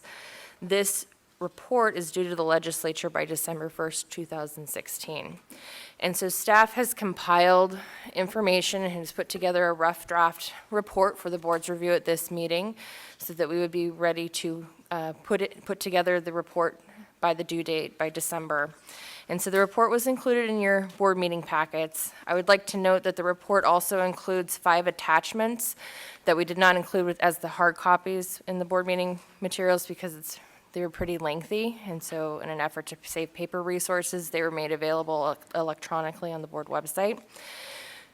They are all reports that you've seen previously, including the alternative pathways for initial licensure for general dentists that was created by Comira in February of 2009, which was followed by the portfolio examination to qualify for California dental licensure that was presented in December 2009, and those were used as the basis to support seeking an author for Assembly Bill 1524, which put portfolio into action. We also included the development and validation of a portfolio exam for initial dental licensure, which was prepared by PSI after the completion of the bill so that you could use it as the document relied upon for the development of the regulations. And then, of course, another attachment was the actual regulations themselves, which became effective in November of 2014. The report, I know you've probably all had an opportunity to review. A lot of the information we already had available. It was included as part of the regulatory file. And we've also included some information regarding its implementation after the promulgation of the regulations, as well as statistical information from 2015 and 2016. 2016 statistics will be inserted. Staff is still in the process of processing the applications. I believe we have received 30 applications. 29 of those have been licensed, and there's one applicant that's waiting to complete one clinical experience, and then they'll be approved as well.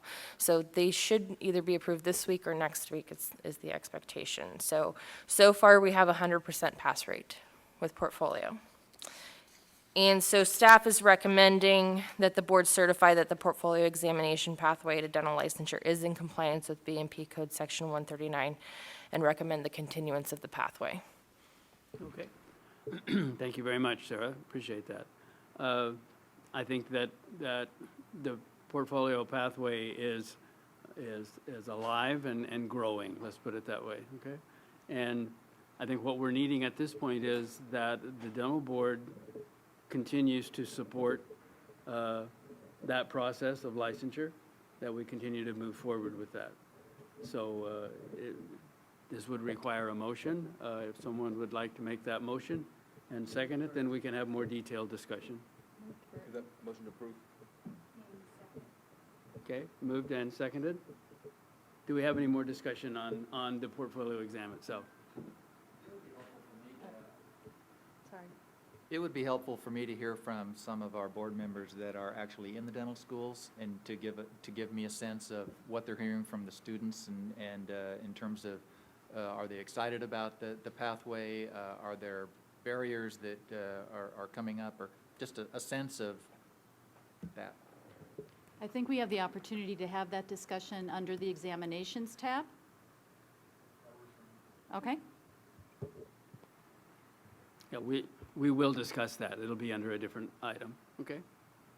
Yes, Is Ross? this, Sarah, is this information distributed to the dental schools as well? The report will be distributed to the dental schools at this point. It's the a dean? draft for the board's review. Okay, great, thanks. Any other comments or questions? Any comments or questions from members of the public in attendance? Okay, so it's been moved and seconded that the dental board certify that the portfolio examination is meeting the requirements and to be continued. Can you do the vote? I'm sorry? To approve the report. Okay, thank you. I have one last comment, it's okay? Can I have a comment on that? Sure. Is that distributed to ADA and CDA as well? Can we have a copy sent to CDA and ADA? The report was available on the board website as part of the was it? public meeting materials, yes.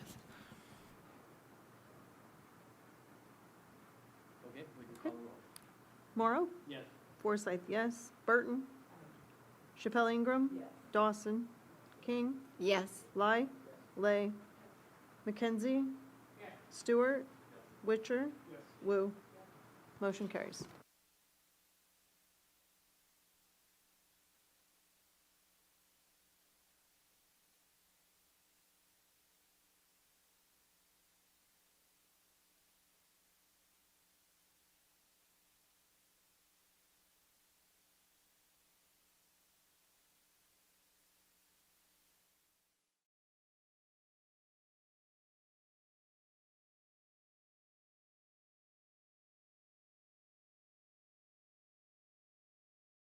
Order. We'll pick up where we left off. I think we will be on agenda item 12, examinations. I think that's where we are. Oh, and I have that, oh, Karen. Are you going to be doing 12, or do you want me to do it?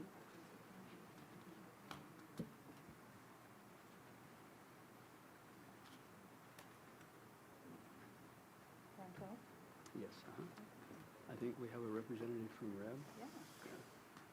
I think, so 12 is the report from Western Regional Examination Board. Did we have a representative attend the meeting? Dr. Lay, did you attend?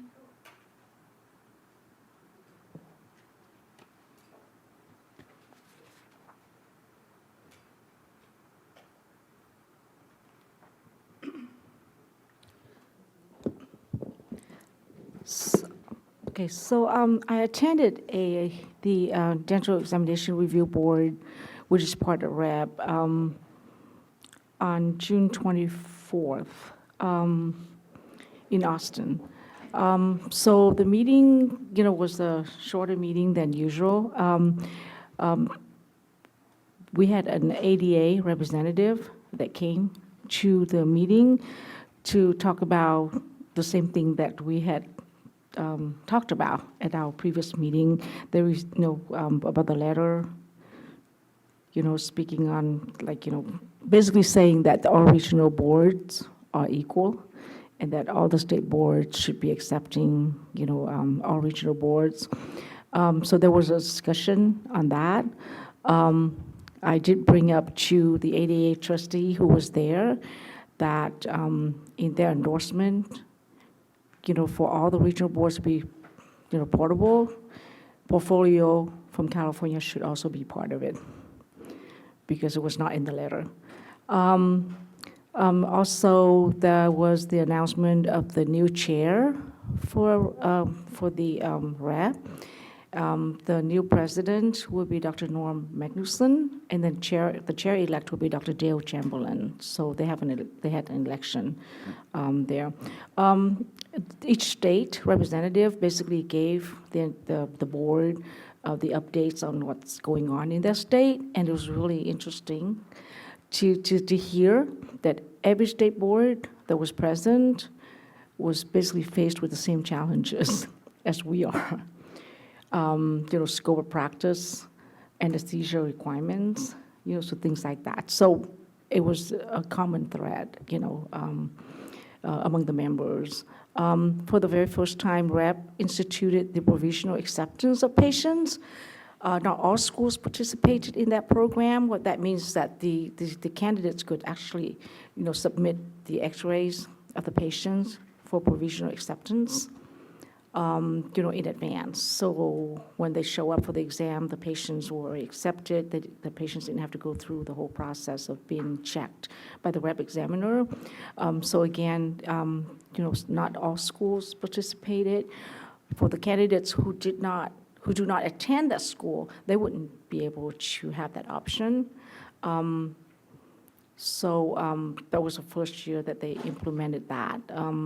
But a lot of the feedback from the candidates is that they really liked it, and 99% of them who used it recommended that future candidates, to use the provisional acceptance if it is made available to them. And I think that's all that I have to report. Now, I know Dr. Tippett is here from RAP, and I don't know if he would like to add anything to the report, but I think he's here as a resource, he said, so. So that concludes my report.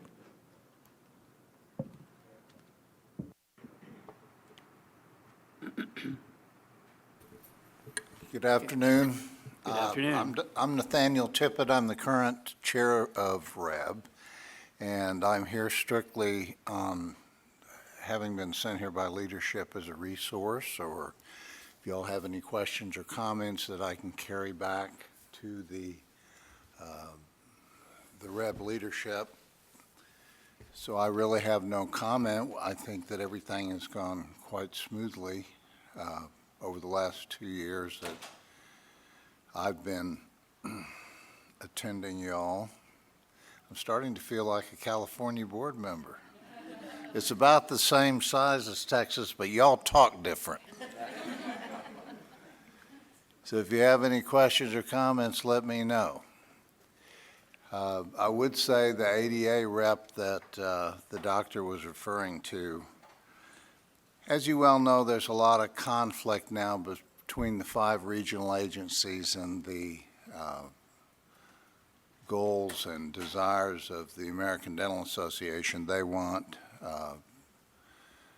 no live patients on the exam. They prefer a single exam.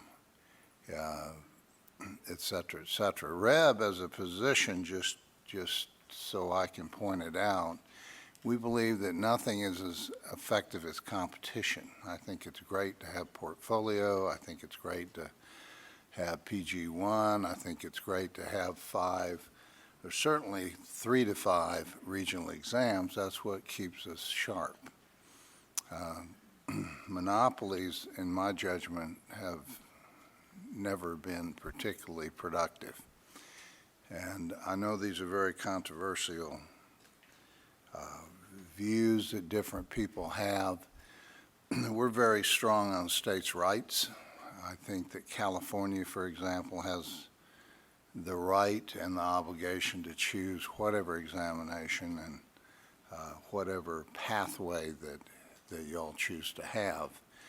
Certainly don't like the idea that it's going to be dictated to all of us.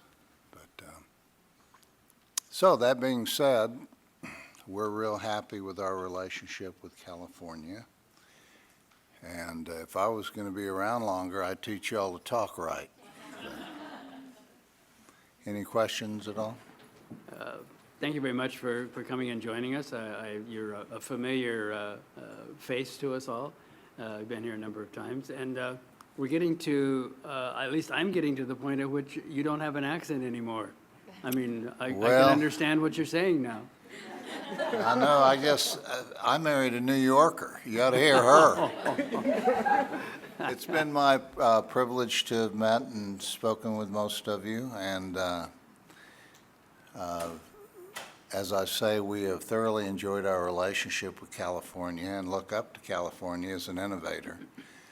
It's my personal opinion the portfolio is going to be a very innovative and a developing pathway to licensure. And that's the beauty of the competition. So it's been my privilege, and if I can ever clarify anything or do anything for any of you, let me know. Thank you very much. Any board members have any questions or comments for Dylan?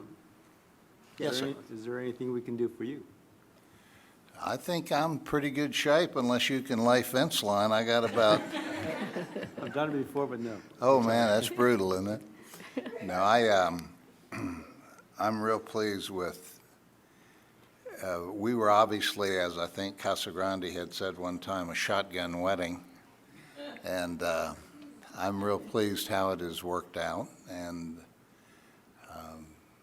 I have no complaints. I've been treated very fairly, and I've learned a lot being in your presence. Were you here this morning? Did you hear Dr. Kumar this morning? Yes, ma'am, I did. And he gave a real shout out to Texas and what you are doing in terms of children's health. It's good for you. Well, good. Good for you. Well, thank you all very much. My pleasure. Thank you. I have a question. I have a question. What are you doing in Texas that is working with children's dental health? We have a very large Title 19 program for a while, but that's pretty much given way. And now we're very active with CHIPS and very active with Medicaid. Texas is very much like California in the sense that we share a common border, and we have a huge Hispanic population and immigrant population that at times has been very challenging to deliver dental services because we have 254 counties. We're even bigger than y'all landmass-wise, but many of these counties don't even have dentists in them. So ours is really, Texas now licenses many more dentists, Ms. Burton, than we graduate. We graduate about 350, 380, something like that. Nowhere near what y'all do. We have 3 schools as opposed to your 5 or 6. But we're licensing a lot more than that because there's a lot of people moving down, both for the job opportunities that Houston and Dallas and whatnot offer. but it's a problem with distribution, and I'm sure you all tolerate the same thing. So there's many children in Texas that are challenged in terms of getting the dental services delivered to them. And the State Board in Texas, as well as Health and Human Services, are looking at things to answer your questions, such as forgiveness or abatement of some of the loans if they go to a particular area for a particular period of time. And hopefully that they'll be able to resolve that a little bit in the future. It's a problem. We have CHIP also. Will you be applying for the 1115 waiver? You know, I don't know that because I'm not state board anymore. It's been 10 years since I was chair of the board, so I don't know. I stay in touch with it, and I would say yes, but I'm not an authority on that, and I really can't speak for them. But I do know they're doing their best to address it. However, the Texas board just got hammered by sunset, so they're having a bunch of issues there, too, so. Well, we'll miss you. Well, We'll I'll miss you. miss y'all. Miss y'all. It's a beautiful state. San Diego, I've never been to, or Sacramento until I came here, and beautiful places, really. Not as pretty as Belleville, Texas, but close. Very much. Enjoyed having you here. Dr. Moore, may I make one correction, if I could say so? Yeah.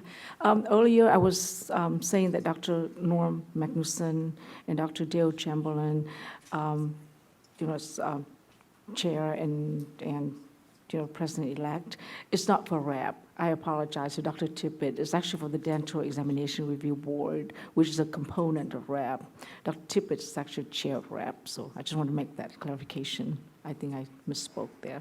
Thank you. Okay, we'll move on to the next portion of this report, which has to do with our portfolio pathway to licensure.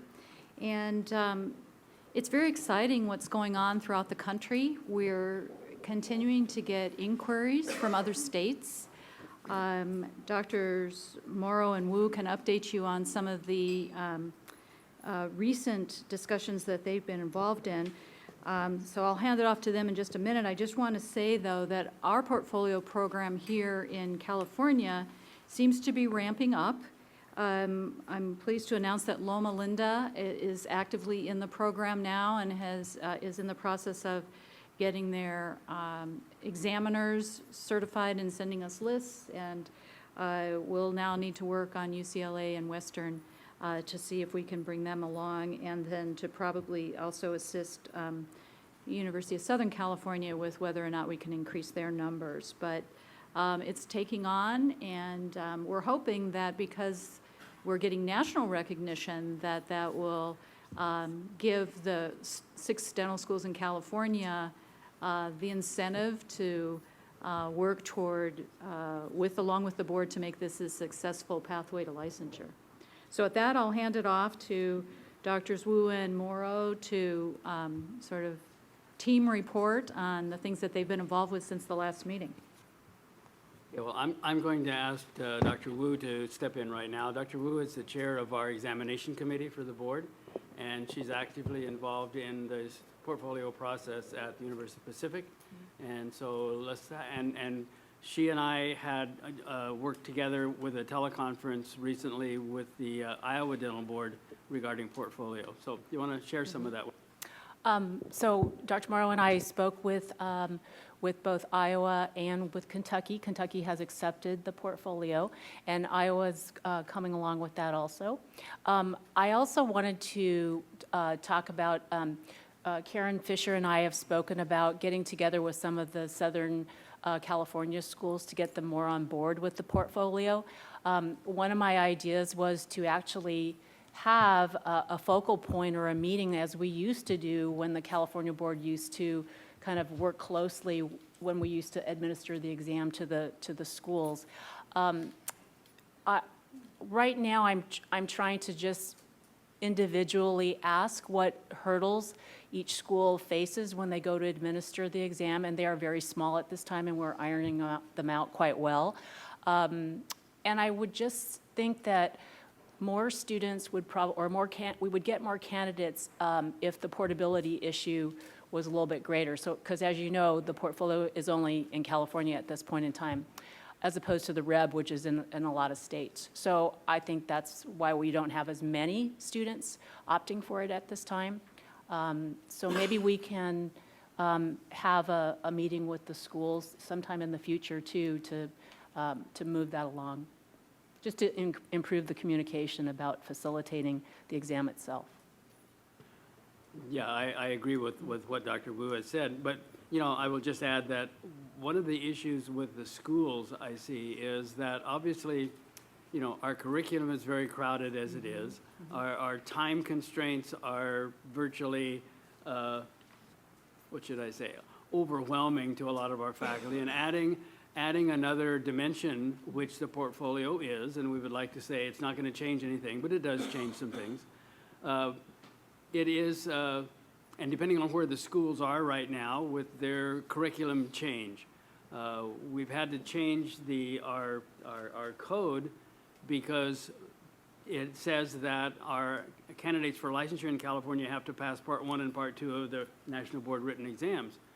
Coming in 2017, there will no longer be a Part 1 and Part 2 written National Board exams. It will be all one examination integrated with basic sciences, which are the Part 1 exam, and then clinical sciences, which are the Part 2. Now there's going to be one examination, integrated basic science and clinical, all given in the students' last year of their education. So we are now in the process of changing our curriculum sequence, because previously we were spoiled with the ability to give our basic sciences the first 2 years, take an examination on that, and then move on to the clinical sciences. You know, we can't give students some information, detailed information about basic sciences and expect in 2 years and expect them to retain that for another 2 years and then pass an examination with high scores. So we're looking at it, as all schools are, looking at curriculum sequencing so that we can better meet our needs to meet that examination process. So there's a lot of things going on in dental education right now, and the schools are pretty busy. So they're coming on, and I think it's a process that's starting to gain momentum. I would just say and add to, we received a written communication from the dental board, the Iowa Dental Board, that after our teleconference that we had with them, that they approved initiating the rulemaking process for Iowa to accept the results of the portfolio examination as meeting their licensure requirements in Iowa for a clinical examination. And that's good news. So that, when that happens, that will add 3 states then other than California. It will be Colorado, Kentucky, and then Iowa. I was invited to and have accepted the opportunity to meet in Fort Lauderdale, Florida in September with the American Student Dental Association group there representing student representatives from all of the dental schools in the southeastern part of the United States. And I will be meeting with them and giving them information. They requested information regarding the portfolio exam. Now, the American Student Dental Association has a strong voice, and it's an important voice for us to listen to because they are our future. And they're interested in the portfolio examination, and when they start getting interested in something, you watch out, because the American Student Dental Association representatives in my school, and maybe yours too, they have an open door to the dean, and they make things happen. So it's a good group to meet with, and I'm looking forward to meeting with them. So I'm just curious, I think because it's going so well, do you have to think about what's going to happen when you get more requests? Because there's other states that may say, hey, can you come out and tell us about this? I mean, I'm just kind of wondering. You know, Yeah, I know we're hoping that, but I mean, is there a way that that's all I'm handled? having a new business card printed. It says, have suitcase, will travel. Well, I said we should patent or get royalties on this. But anyway, I just was wondering how you handle if you get, say, 5 state boards asking, can you come out and speak about this? Or am I overly asking a question that we don't have to worry about? I guess I should be imagining that happening, I haven't quite gotten to imagining that happening yet, so I mean, they're trickling in. But I think that with every state that inquires, we can say, well, it is portable now to Kentucky, Colorado, Iowa. So we're just going to play it by ear and see what happens. Because I think I read even in Canada, parts of Canada, maybe, did I read that right? That they're using Portfolio. I thought I read it in here. Canadian clinical licensing examination is one examination that is accepted by all provinces in Canada. That examination is non-patient-based examination. It is what is referred to as a objective structured clinical examination, where there is not a patient that they have to do anything to. That is an invasive procedure. They might need to take vital signs on a patient or something of that type, but they are not required to do any dental procedure on any of their patients. And that's one license that is accepted by all provinces. Okay. Add that Minnesota has agreed to accept that Canadian examination for licensure in their state.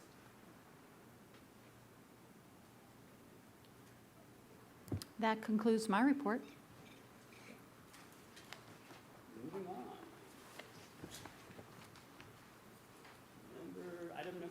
Item number 13, licensure certification and permits,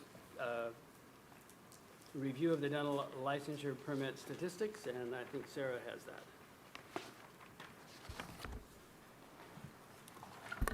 Sarah Wallace, Assistant Executive Officer. I'd like to just take a quick moment and introduce our new licensing unit manager for the DDS unit. Bernal Baba is in the back of the audience. And so he took over in March, and he's been learning the processes so far. So review of dental licensure and permit statistics. We are still learning the reporting system. So Breeze launched in January, and we were using their reporting system, but the department actually was able to develop another reporting tool.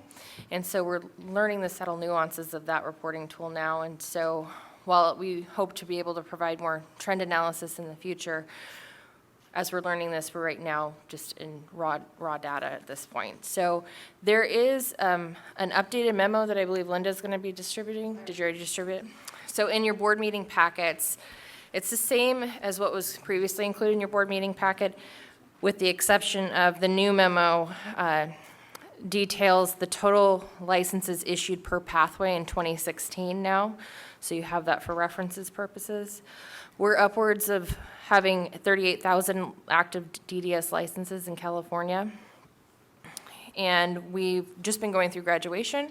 So as of this date, we've processed approximately 456 REB applications, with dozens and dozens more arriving daily. And then as I reported earlier, the portfolio exam, we had received 30 applications this year. We've issued 29 licenses, so we are also anticipating issuing that last license within the next couple of weeks. On the back of the page, it shows the details for the current active permits that the board has, and then also breaks down the active licensees by counties as of the end of July. Thank you very much. Any comments or questions from the board?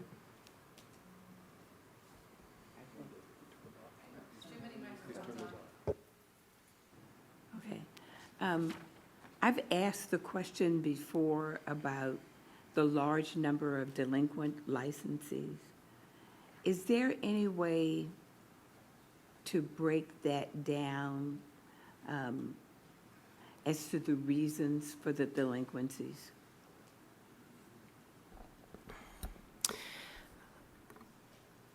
I know some of them are minor things, relatively. But is there a way to break that down? And a two-part question is, will Breeze eventually help you to identify and be able to stay on top of these folks? I'd say to a certain extent, there's multiple reasons for the delinquencies, some of which people change their addresses or forget to report address changes to the boards. Sometimes people move. sometimes there's confusion. We tend to see that more on the dental assisting side with the address changes. Another portion of this, though, that we have noticed an improvement in is the fact that Breeze allows all of our licensees now to renew online, but they also complete the renewal questionnaire online as well. Now, one of the biggest issues that we're seeing with that is if they forget to check a box or answer one of the questions, it doesn't necessarily complete the renewal in its entirety. And so that is a manual process where staff needs to mail out a declaration letter, and sometimes that takes time. And so I think what we're seeing is at the end of the month, the numbers are constantly a moving target. At the end of the month, it's going to fluctuate greatly. So it's really the licensee's responsibility. I know we could do additional outreach. We do lots of mailings. Automatic mailings are generated, but until a licensee pays the fee and answers all of the questions and submits the survey, their renewal is not processed as complete. To the extent that something can be done, to me, this number is always inordinately high. And to the extent that there is something to be done that ultimately reduces this number, I think that's a goal to try to go toward. The good news, though, on the other side is we only have one county with no active licensees. The last time we saw this report, there were 2. So that's good news. I'll have a follow-up question on the delinquent. I thought that it was the case that, like, so if someone moves out of state and just doesn't pay, right, we have no idea what happened to them, doesn't it stay in delinquent for like 5 years before it goes inactive? Correct. So, Okay. so you can So that's going to be a have- huge part of the number, right? You is can it have a- stays there for a long Correct, time. it can. And so you can have a delinquent status for 5 years, and at the 5-year mark, it would fall into canceled, at which time, if they wanted to come back and practice in California, they would need to reapply. Right, so unless we shorten that period of how long it's delinquent before it becomes inactive, I don't think there's much we're going to be able to do about this number. And that number is set in statute, and it's DCA-wide. That's what I'm just saying, so that's, I just don't know if it's realistic to think that we can do anything. The only thing that could be or maybe something that could be helpful at some point is to see how long things have been delinquent, because I think if something's, if it's been a delinquent a couple months, then maybe it's more likely to be, I'll say, a real delinquency, and if it's more than, a year or 2, it's probably that they're gone, and if Breeze at some point would have that information, that could be beneficial to know what's maybe the short-term delinquency that Fran's talking about versus which are the ones where, people are just gone,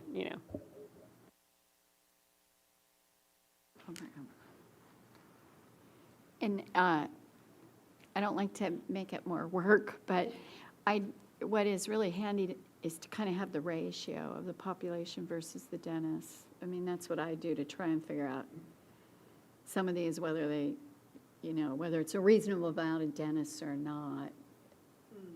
Especially being on the access committee where we see just a very low ratio of dentists to population. I think we should just be aware of that.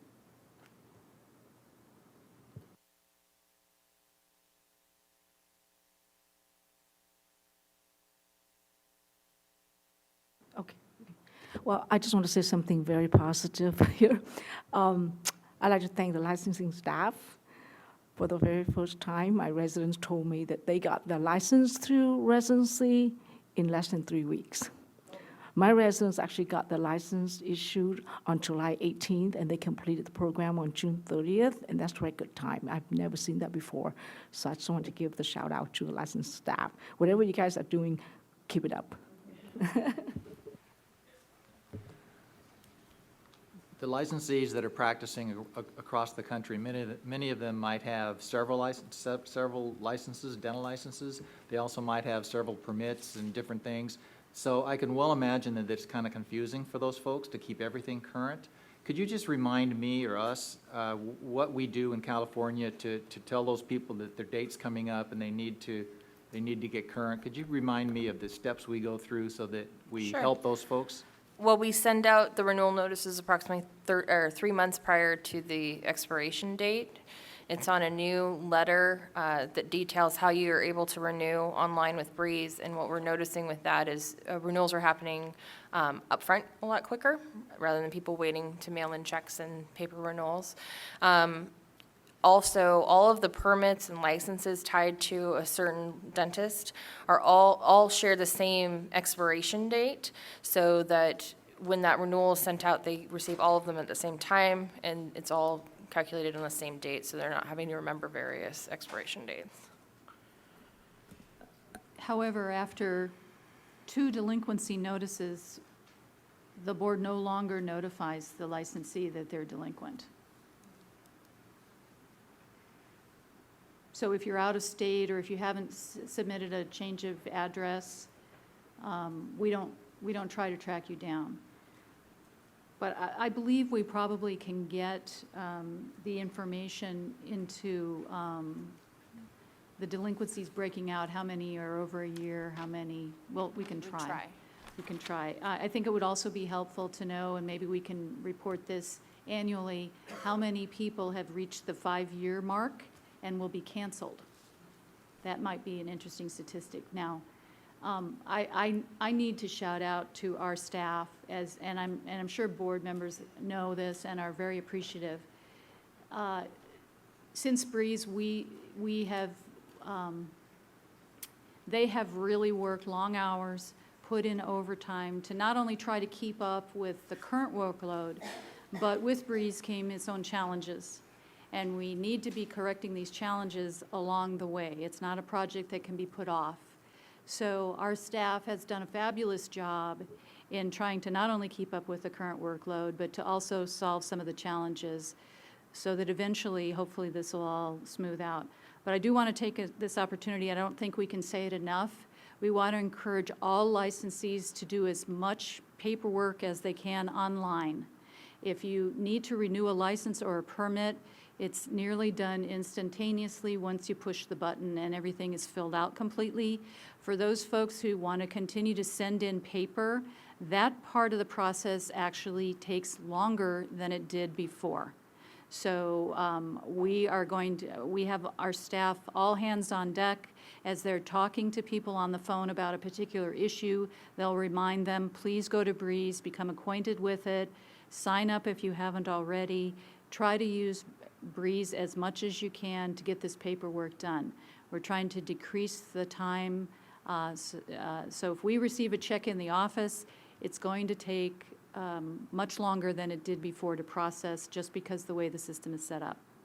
So we're going to try to continue to get that word out. And hopefully after a year on Breeze, we'll be able to report some good numbers as to how many people have renewed via the Breeze system. Are you finished with your report? Okay, thank you very much, Sarah. Moving on to agenda item number 14. At this point, I'd like to introduce Carlos Alvarez. Carlos has been a supervising investigator in our Northern California office, and he has stepped in and is functioning now as our acting chief. We are in the process of recruiting for the position, and we will keep you apprised of how that process is going. So Carlos, take it away. Thank you very much. Good afternoon. Again, Carlos Alvarez, Acting Chief of Enforcement. And so I'm here to introduce our statistics and trends, and I'm happy to announce that we do have some numbers because of the last meetings. We did have problems, and as Karen covered the topic about Breeze, and it's a work in progress. So we were able to get some numbers. And so I would like to start off with the complaint and compliance unit. And I think, Carlos, if you could wait a minute, I Sure. think that Linda will be passing this information out.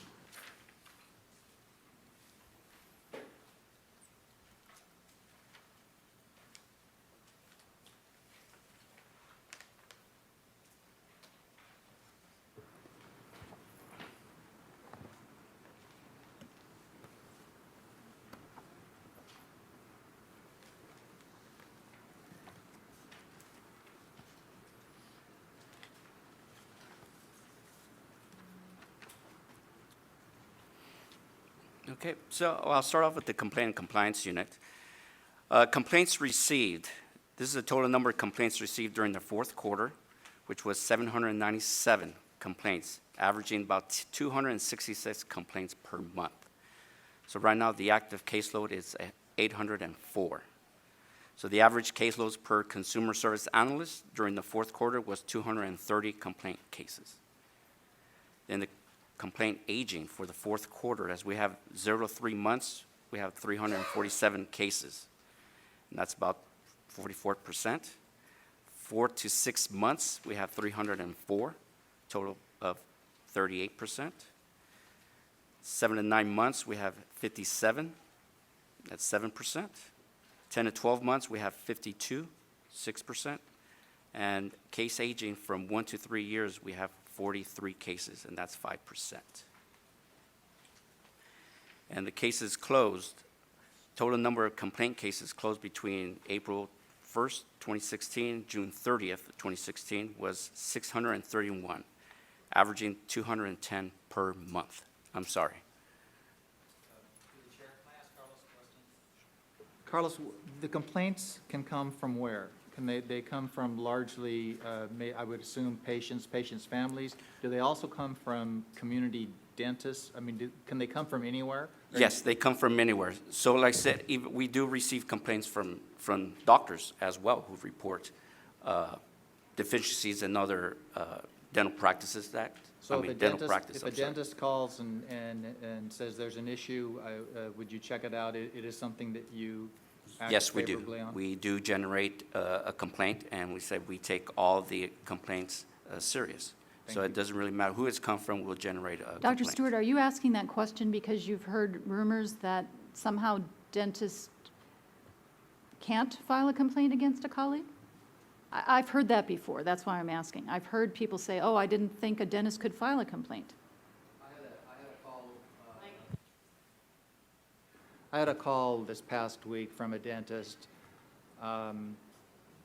who does workers' comp.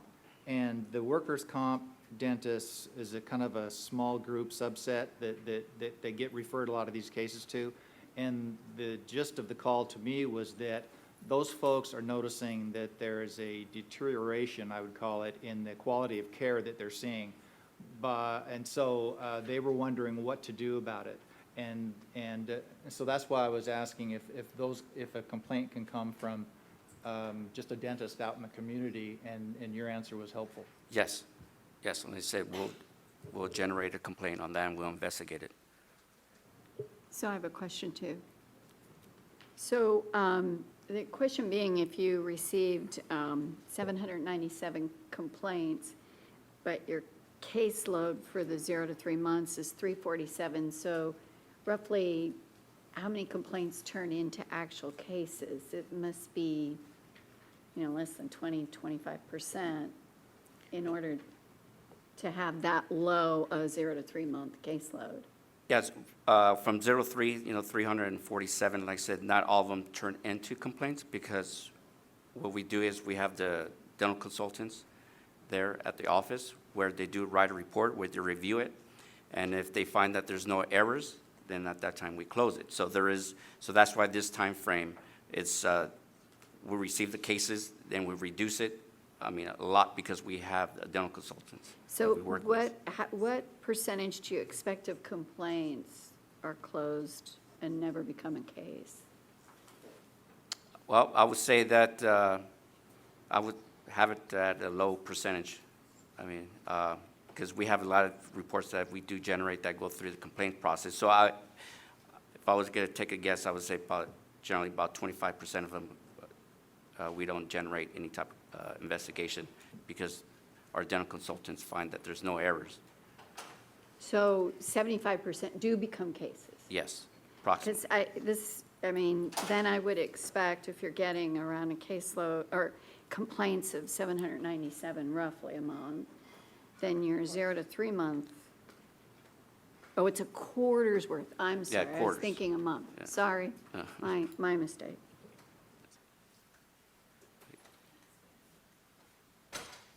So, and then also I continue when the case closed. So I was total number of complaint cases closed between April 1st, 2016, and June 30th, 2016 was 631, averaging 210 per month. The previous 5-year average was 238 closures per month. This unit is doing an amazing job in trying to keep up with things because we've lost staff, and it's taken us a long time to fill those positions. We also had a number of retired annuitants whose contracts essentially went away. So, I mean, we've had a lot of people working very hard.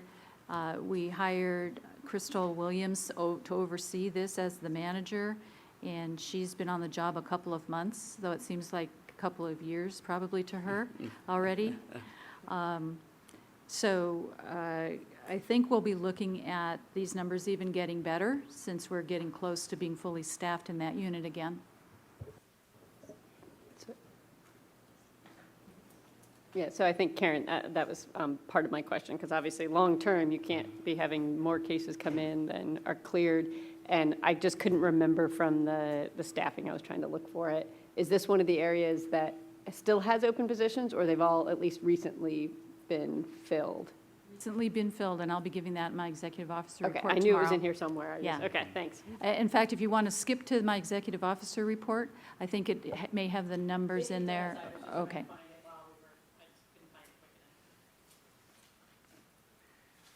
So with the investigations, current open caseloads, there are currently approximately 786 open investigation cases. We have 222 probation cases, and we have 75 open inspection cases. Now, the average caseload per full-time investigators is 38. Average caseloads for special investigators are 41, and the average caseload per analyst is 42. So now we come down to get to the case aging again, and so 0 to 3 months for, now this is for investigations for the investigators. Average case 0 to 3 months is 36 cases, and that's about total 5%. 4 to 6 months is 41, 5%. 6 to 12 months, 226, 29%. 1 to 2 years, I have at that 376, 47%. 2 to 3 years, 91, and that's 12%, and 3+ years, 16, with 2%. Now, just to clarify,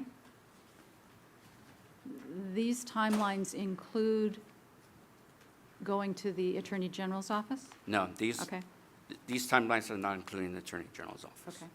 Yeah. And so if somebody just kind of wondering why we have such high cases, 1 to 2 years, 2 to 3 years, 3+ years. It all depends on the cases. If we're dealing with fraud, then those cases could actually go on for 1 to 2 years or even 3, depending on the amount of money that we're investigating. And also, we could extend that time if we're working with the district attorney's office, then that time also expands. And so then also some of that time that we have active is unlicensed activity, which takes time, which takes planning. And so that's why some of them are at the 1 to 3 year mark.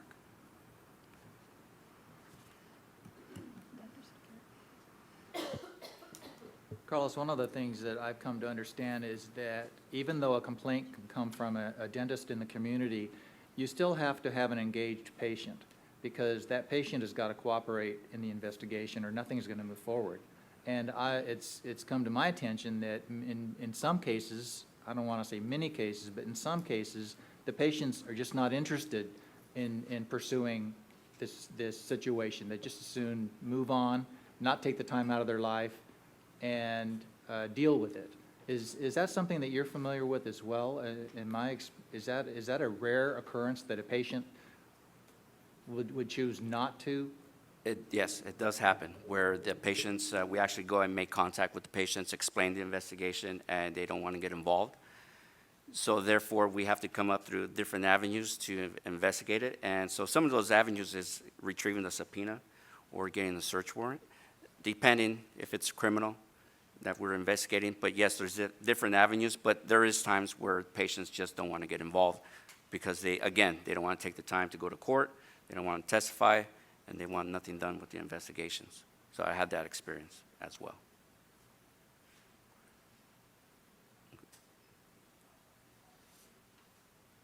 So since our last report in January 2016, the number of cases over 1 year, 1 year old has increased from 38% to 61%. So the number of cases in the oldest category, 3 years or older, have decreased from 17 to 16. And at this point, I've got to chime in and say, we have constantly been recruiting for positions, investigator positions in our Orange office. We have, I've lost track now, 3 vacancies or 4 vacancies in Orange office? We have now 4, but we do have 3 people in backgrounds right now. So there's still a process to do, and we just have the newest one that opened up, so we have 4 there. So 4 vacancies, when you consider that the caseload for a sworn investigator is 38, so we've got a lot of cases that we need to catch up on, and we're hopeful that when we can hire, part of the challenge with hiring the sworn investigators is that the backgrounds that need to be done prior to giving an offer oftentimes can take 4 to 6 months. So we're hoping to be able to get some new people on real soon and to be able to catch up on some of this work. This isn't unique to any of the boards, but the dental board, we have our own investigators, whereas many of the other boards use the Division of Investigation. Yeah, So our we're hoping to yeah, see improvement. Our numbers are going to improve once we fill these vacancies, because one of our vacancies here in Northern California, we just filled, so that should be starting on September the 1st. So our numbers are going to improve here in Northern California with that, so which is a plus for the consumer. So now we go into case closures, and this is with the Attorney General's office or District Attorney's office. So the total number of investigation cases closed filed with the Attorney General's office or with the District Attorney's office. And now when they're filed with the District Attorney's office, because we found some criminal act. So that's why we filed with the District Attorney's office. So during the 4th quarter is 201, an average of approximately 67 cases per month that we closed that went to the Attorney General's office or District Attorney's office. So the average number of days an investigation took to complete the investigation during the 4th quarter was 327 days. The previous 5-year average number of days to close a case was 386 days. So, and we also have a chart if you want to review it. So it has gone, so previous 5 years, so yeah, case close was 386, and again, we'll go back to because of the shortage and the vacancies that we have. And some also extend to the type of investigations that we had. So a case referred to for discipline, total number of cases referred to the Attorney General's office during the 4th quarter was 35, and that's approximately 11 referrals per month. The 3-month average for a disciplinary case to be completed was 973 days. And we'll also have that chart to be to reflect on if you wish to view it. I'm going to jump in at this point and say that Carlos and I met with Linda Schneider. She came to our San Diego meeting, if you'll recall, at the first part of the year and identified herself. She is the Assistant Attorney General. So, and she's over the licensing unit. She came to Sacramento and was very candid in her review. The Attorney General's office is now required by the passage and signing of by the governor of SB 467 in 2005, which will now require them to also have performance measures, as has been imposed upon the Department of Consumer Affairs for a number of years now. So she's working closely to look at their numbers, how long they've had cases over there. She met with Carlos and I and indicated that the dental cases are pretty complicated cases in terms of comparing dental cases to other boards that they investigate. So she said, she was very candid and said, you know, some of this is taking too long. And so let's work together to find out how we can decrease our timelines. And so we looked at the numbers, and we're going to try to work together to, I'd like to develop policies and procedures on our end to cut down on our timelines on our end, and she's going to work equally to try to cut down on timelines on her end too. So we'll be reporting in the future on how that's going. You know, it's just one of those other little projects that we're starting to look at. But it's one that's absolutely necessary, obviously, and it's also exciting at the same time to see where we can make improvements going forward into the future. So as we move along, we have, I provided a chart number 1, which is a description of the statistics.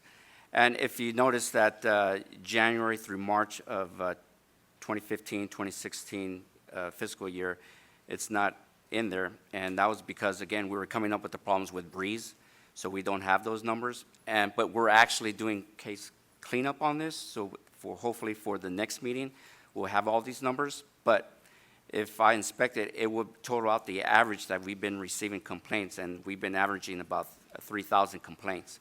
So if you see, right now, we're at 2326. So if the average works out, once we work out the coding, we're going to come back and average out to 3,000 complaints.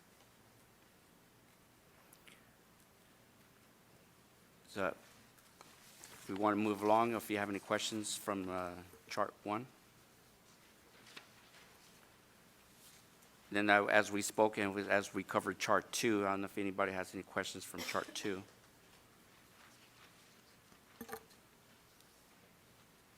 And also we had chart 3 with the case categories. And again, January through March, we didn't have those numbers. And then on chart 3, if everybody's viewing it, how we have NA starting from 2010 all the way through October, then we came up some numbers through April through June. And that was, again, with Breeze. What happened was on these descriptions, they swapped the descriptions because we used to have substance abuse, mental physical impairment together. So somehow with Breeze, it got switched over. So during the coding, it didn't pick up any of that. So we're working on that. So again, hopefully through the next meeting, we'll have all the numbers here to provide for everybody.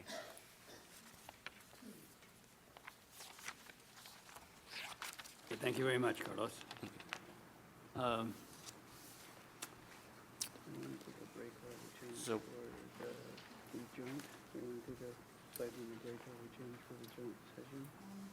don't think we finished. He just finished on part A.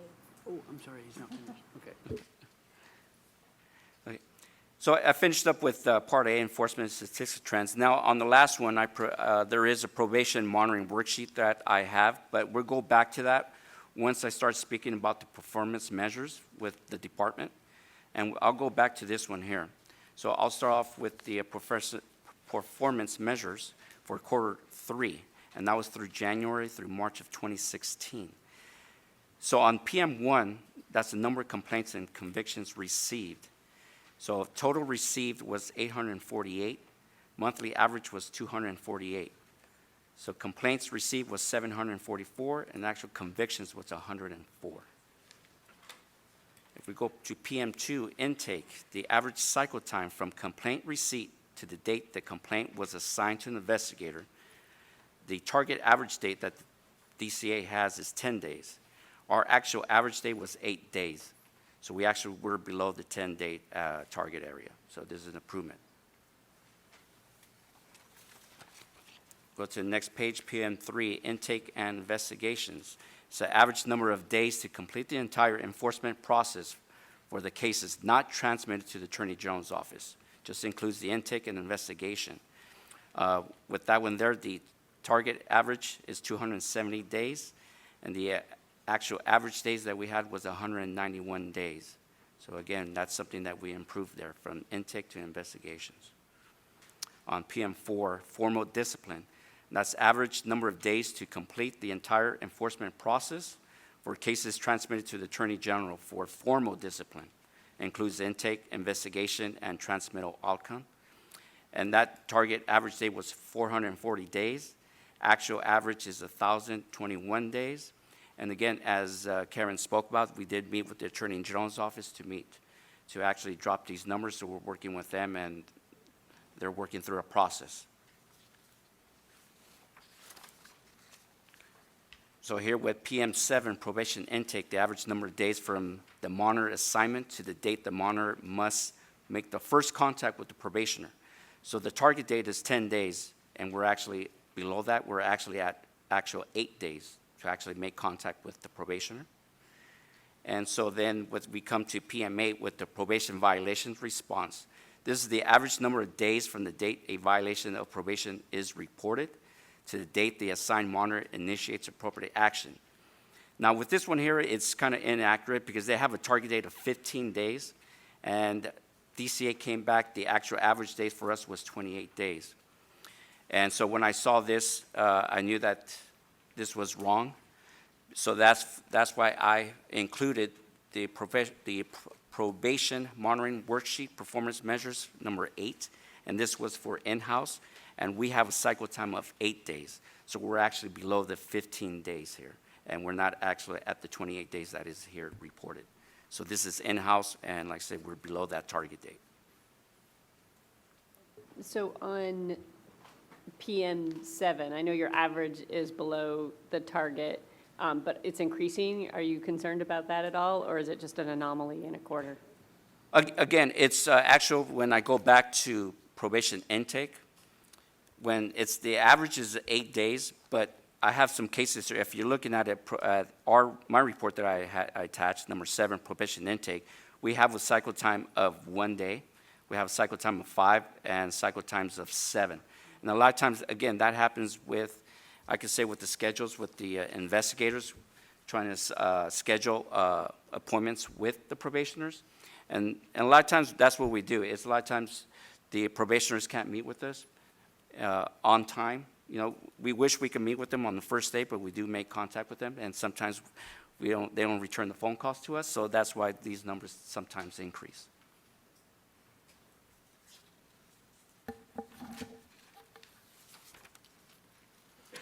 So I get to diversion.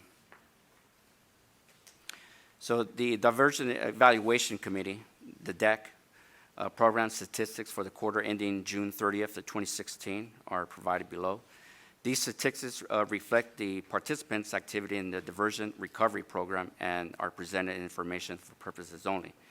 So we actually didn't have too much to add here because as of May, we only had 1 probation referral. And so active participants, we still have 19. So nothing has actually changed just by adding 1 participant from April, May, and June. So nothing has changed on that one.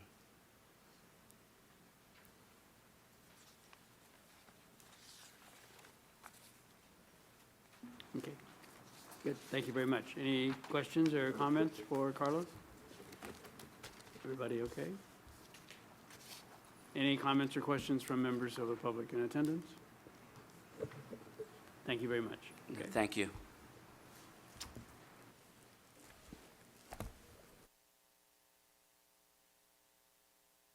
We're now going to go into a joint session with the Dental Board and the Dental Assisting Council. So we're going to take about a 5-minute break, and those members of the council, and then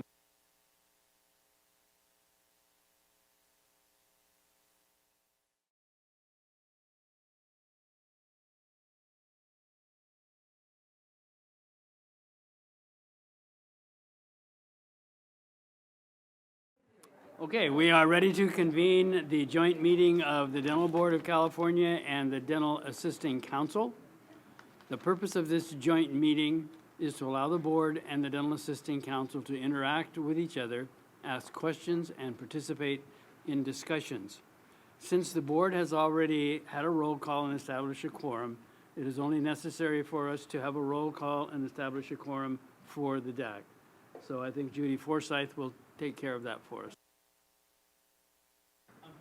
Okay. It's Ann. Ann Contreras, present. I just changed your name. Oh. Pamela Davis Washington. Tamara McNeely. And Emma Ramos. We have a quorum. First agenda item for the joint meeting is approval of the joint Dental Board and Dental Assisting Council meeting minutes from May 11 of 2016. So I have one amendment. Once again, I was left off of the board members present. I wasn't absent though either, but I was actually present, so my name's just not there at all. Okay. Taking that under consideration.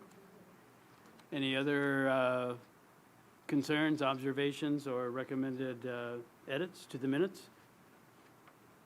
I have a question, Doctor. Okay.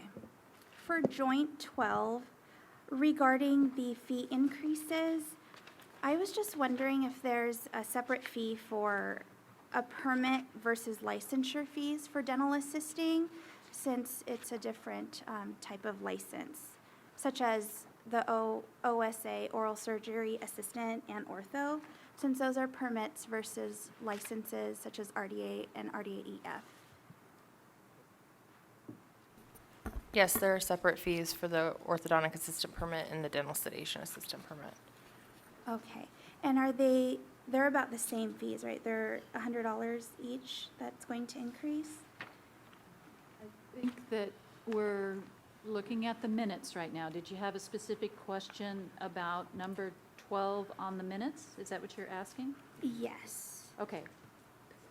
Is there something here that's not stated correctly, or No, do I you was have a just general wondering- question that we could take up someplace else on the agenda perhaps? Perhaps we could do that. I was just wondering if I could just bring it up here, since I wasn't present at the meeting last time. Okay. And I had asked Spencer Okay. if I could do that. So regarding the permits, I know several people that have dual permits, such as oral surgery and RDA. Since the fees are going to be increased, is there a way of combining or doing You mean a discounted, reduce the fee if they're reduced combined? fees for combined, since they're both not licenses? One is a permit.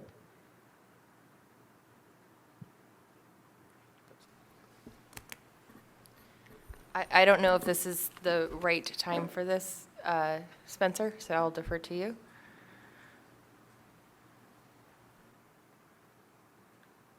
So can we bring it up in the next meeting or at a certain time? The, 'Cause we're concerned about the fees for the dental sedation, the orthodontic assistant, who may also be a registered dental assistant and have to pay both fees. Right. As is standard practice and across all boards, if you have a permit and a license, you would pay separate renewal fees. So at this point in time, that's how the regulations would be structured. And so at this point, the fee package has already been initiated, and we're in the response to comments portion of that process. Will this issue be addressed during the workshops, though? No. Okay. Okay, thank you. So, but Ann, just to clarify, if you have further questions, let's talk to staff about it. And if something does need to go on an agenda, a future agenda, we'd certainly put it on for discussion. Okay, perfect. Thanks. Okay, any other comments or concerns regarding the minutes? So was there an amendment that was? Yes. Meredith.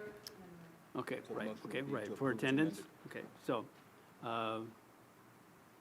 no further comments, entertain a motion to approve the minutes as amended. I'll so move, Mackenzie. Okay, move McKenzie, second? Second. Okay, seconded, moved and seconded. Any further discussion? Roll call vote, please. Dr. Morrow? Yes. Forsythe, yes. Burton? Chappelle Ingram? Yes. Dawson? King? Lai? Lay? Mackenzie? Yes. Stewart? Witcher? Wu? Contreras? Abstain? Ramos? Davis Washington? McNally? Motion carries. Okay, moving forward. Joint agenda item number 3, overview of dental education programs, course curriculum requirements, and the application process. At the last joint meeting, some questions came up regarding the approval process for dental assisting educational programs and courses and their curriculum requirements and the application process. So for informational purposes, staff put together this memo to include, I think for best practices, we'll just continue to include this information at every meeting moving forward, so that if any questions arise, we'll have it. Since the last board meeting, we've approved 15 applications for programs and courses, including 2 RDA programs, 4 radiation safety courses, 1 Pitt and Fisher sealant course, an ultrasonic scalar course, 2 infection control courses, and 5 orthodontic assistant permit courses.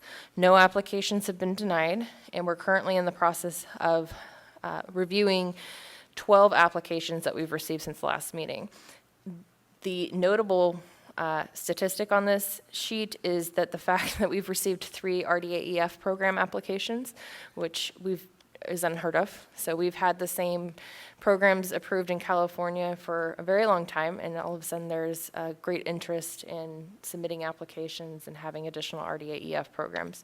So we will need to be looking at that in the future as it relates to examination availability as well.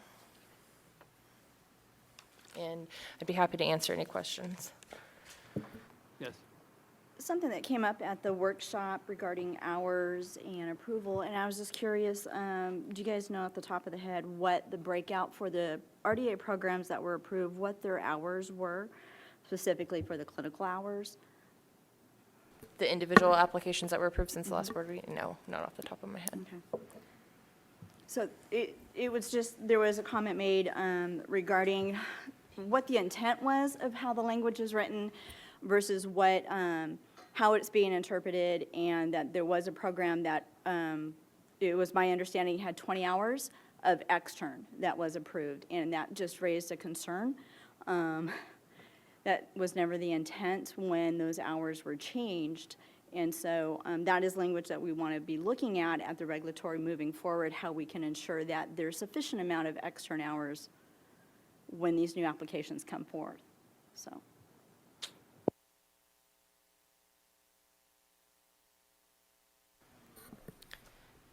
That would need to be developed as part of the regulatory workshops, and so that language would still be a work in progress, so. Okay, so that we'll make a note of that. And, Staff has made a note of what comments have been made at the regulatory workshops, and we'll be working on the final draft language to bring to the board and the council in 2017. Thank you. Any further comments on this item? Okay, any comments or questions, suggestions from members of the public in attendance? Okay. We don't need to take a vote on anything on this, do we? Okay. All right, thank you. Moving on to joint agenda item number 4, dental assisting examination statistics. Good afternoon, everybody. Jana Adams, Dental Assisting Exam Coordinator. Staff has provided statistics for all dental assisting examinations. Due to the implementation of BREEZE, staff has not been able to generate reports that pull statistics for first-time and repeat test takers, and we were also not able to generate statistics for on-the-job training written exams as well. However, the following tables provide pass and fail statistics from examinations taken in 2016, covering all written examinations, RDA practical examinations, and RDA-EF clinical and practical examinations. Staff has also provided pass and fail rates of overall candidates from 2011 to 2016, broken down by North, South, and Central examination fail and pass rates. Lastly, staff has provided the spreadsheets that are now posted to the board's website that provide pass and fail rates broken down by each program. The statistics that we have do not include the practical exam that was held in Fresno in mid-July. Currently, staff is working on entering grades so that way we can send results to candidates. But as of right now, I do have the preliminary numbers to share with you. In July, at the Fresno exam, we had 454 candidates attend. 210 failed, 244 passed. which gave us a 46% failure rate and a 54% pass rate. And also currently, we are working on the 2017 RDA and RDA-EF exam schedule. My goal is to hopefully have that posted by October or so. Hopefully November. Sorry. One quick note, also this is actually Jana's last meeting with the board, and so she will be leaving at the end of this month to go work for another state agency, so we'll greatly miss Jana, and I wanted to thank her for her great work and dedication to the examination process and to the Dental Assistant Council. So one of her last duties is to help me find locations for all the RDA and RDA-EF exams for 2017. We'll miss you. Thank you. Okay. Are we finished with that item? Any other comments or questions regarding this agenda item? From the board, from members of the public? Any comments or suggestions? Okay. All right, moving on to joint,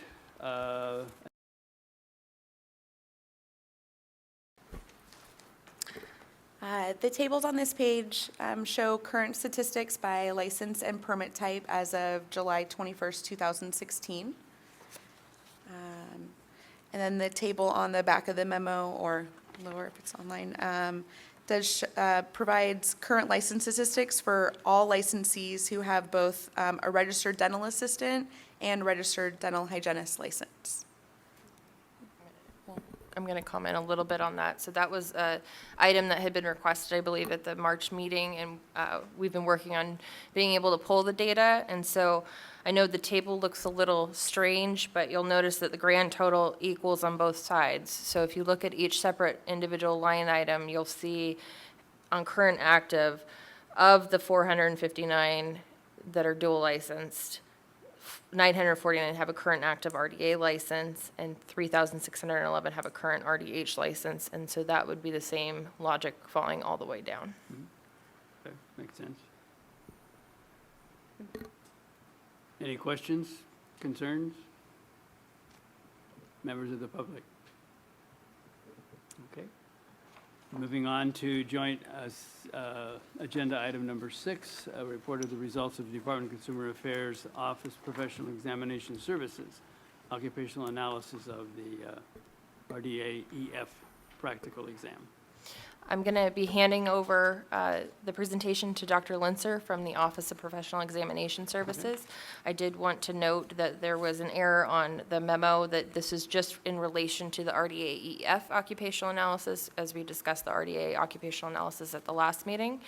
And that just to note on the occupational analysis note that you have on page 6, there is a calculation issue regarding the response rate. And I believe Dr. Linser will also be providing you with the correct up-to-date percentage, and we will be sure to update that information once the OA is posted on our board website. Okay, thank you.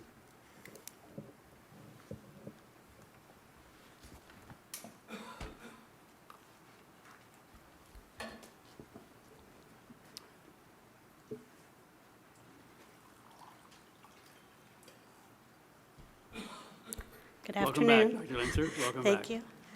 I'm Heidi Linser. I'm the Chief of the Office of Professional Examination Services. Here to talk to you about your RDA-EF occupational analysis that we completed about a year ago, but the report was recently completed. Just as a way of introduction, the Office of Professional Examination Services provides professional consulting services in examination validation and development to DCA's boards, bureaus, committees, and of course your Dental Assisting Council. And we make recommendations based on regulations, professional guidelines, and technical standards related to licensure exams.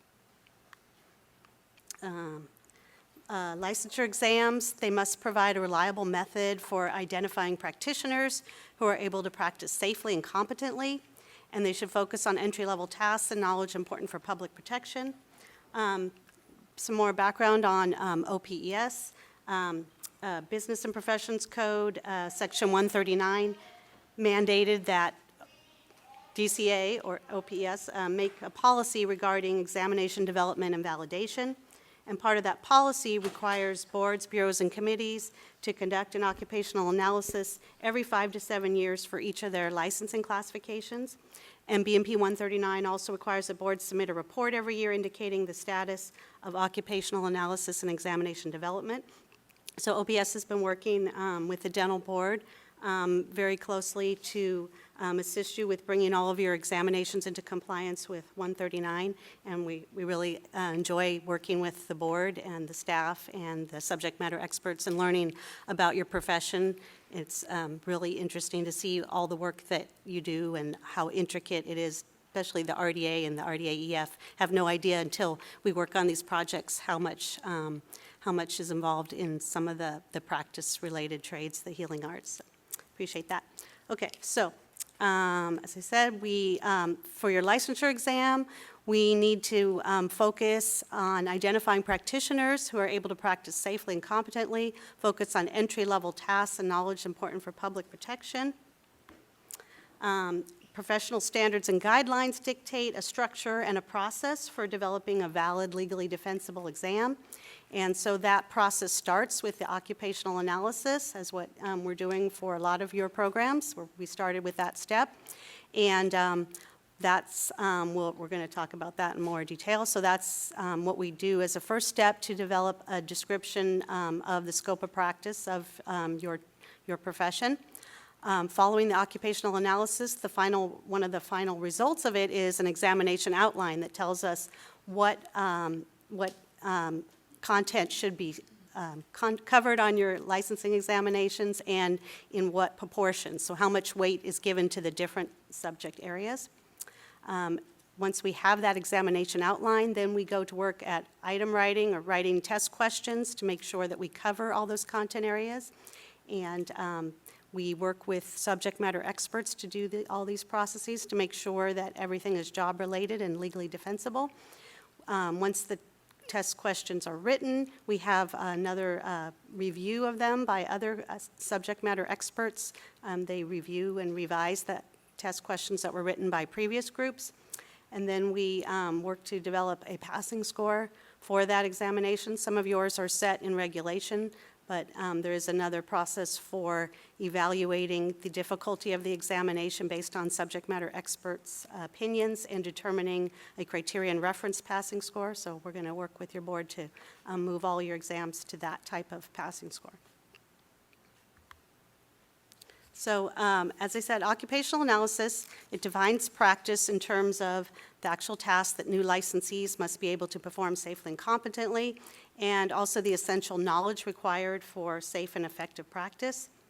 And the reason why we go to all this trouble to describe your profession in great and gory detail is that our professional standards and guidelines state that the evidence of validity based on test content requires a thorough and explicit definition of the content domain of interest. So that's what we're trying to meet, is that standard of developing a thorough and explicit definition of the content. And this is to protect your licensees from tests that are just willy-nilly thrown together not in a research-related fashion, not in a fashion that comes from the people who are actually doing the work. And also a close link between the test content and job content must be demonstrated. So that's the other part of the process. So occupational analysis serves several functions, provides a description of current practice. It provides the basis of job-related fair and legally defensible examinations, establishes examination validity through the linking of the content to the critical job competencies, and then provides a basis for legislation and policies sometimes too. For a regulated profession, the focus is on public protection and entry-level practice. And the emphasis is on those activities that can potentially harm the public and the level of competence required for safe and independent practice. We try to make, as you'll see, we try to focus on making sure we collect data from entry-level subject matter experts and entry-level licensees through our survey throughout the entire process. This is to make sure that we don't have an unusually high standard on the test from people who've been practicing for 20 years. They may have a different standard than people who are entry-level. So we also, we place our emphasis on activities of an entry-level practitioner, person who's ready to practice independently, but who may still learn some additional tasks on the job. So, as I said, focus of the occupational analysis is on public protection, identify tasks that entry-level licensees must perform safely and competently, and tasks should reflect situations commonly encountered by entry-level licensees. We also don't want to ask things that they may not be encountering in their work, things that are handled by higher people who are way more experienced. So, the occupational analysis process starts with telephone interviews with subject matter experts and research into the profession. We conduct stakeholder and practitioner focus groups, and we do a survey. We develop a survey, administer the survey to a sample or an entire group population of licensees. We perform data analysis to tell us how important the various tasks and knowledge are and how frequently the tasks are performed. And then we have final practitioner focus groups to determine the final weights for your examination. In order to achieve reliable results, as I said, the process requires involvement of licensees with diverse practice backgrounds. We try to get groups with, who have different work settings, practice types, and geographic practice in different geographic regions. So for your project, the interviews and initial focus groups, the whole purpose of having those is to provide complete and technically accurate coverage of job content. We could read up a lot about what you do, but for licensure, as we said, in order to make it legally defensible, we have to have the direct input of subject matter experts. And we really appreciate working with the board, and they've been really great in getting us all the SMEs that we needed, and very, very passionate and committed SMEs who are willing to take time off work to come and come on Saturdays to assist us with this project. And I will say my staff also takes their Saturdays to work with licensees, and Raul Villanueva headed up this project, and Chelsea Van Zant, who is no longer with our office, but she also worked with Raul on this project. And we worked, when we did the RDAEF project, we did it at the same time as we did the RDA that I reported on last time. So this was a complicated project. We were sort of doing two occupational analysis at the same time, even though there's a lot of overlap in the two professions. So we did as much as we could together to be more efficient and save the board money and time.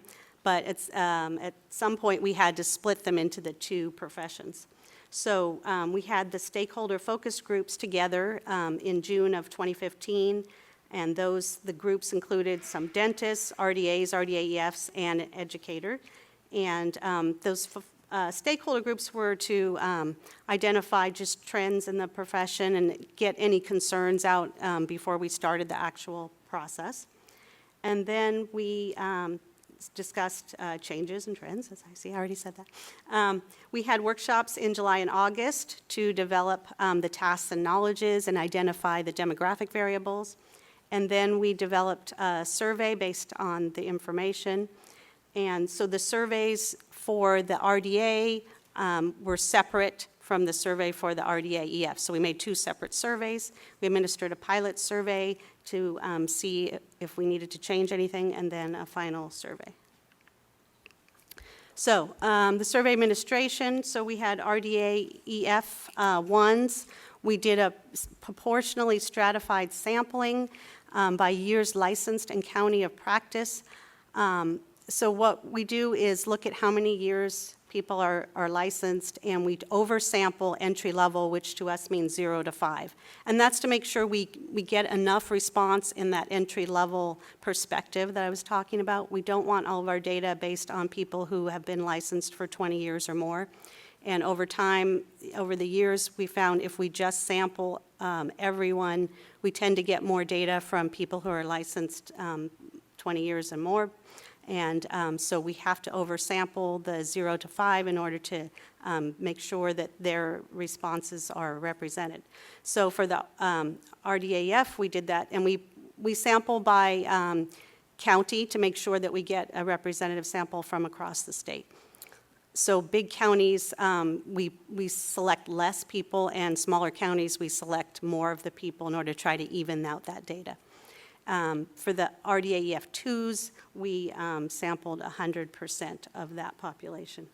So Sarah was telling you about, we had an error in our calculation for the response rate, and I apologize for that. But we did, right before I came here, Raul was, he was very busy, but he was able to check his notes and recalculate. And so actually the response rate for the RDAF was 15.5%, which is very, very good. It's a small group of people, but that's what it was, and that's really great. Any response rate between 10 and 20% is typical, so being 15, that's a really great response rate. And we will update the board's report and give you a corrected report, and I apologize for that mistake. So when we had the final practitioner focus groups, we evaluate the results of the surveys. We look at the demographic characteristics of who the respondents are. We look at the preliminary content area weights, and the SMEs review the task and knowledges, and they determine which tasks are linked to which knowledge, and that also provides our content validity. And that linkage is critical to establish that tasks can't be completed without the knowledge. As you know, your written test is a multiple choice test, and you want to make sure you're testing the right knowledge. And so linked tasks and knowledge are used by the item writers to ensure that the test questions are job related. The task provides the context for the question, and then the question really assesses the knowledge. So the final group developed the examination outline for the written examination based on the occupational analysis results.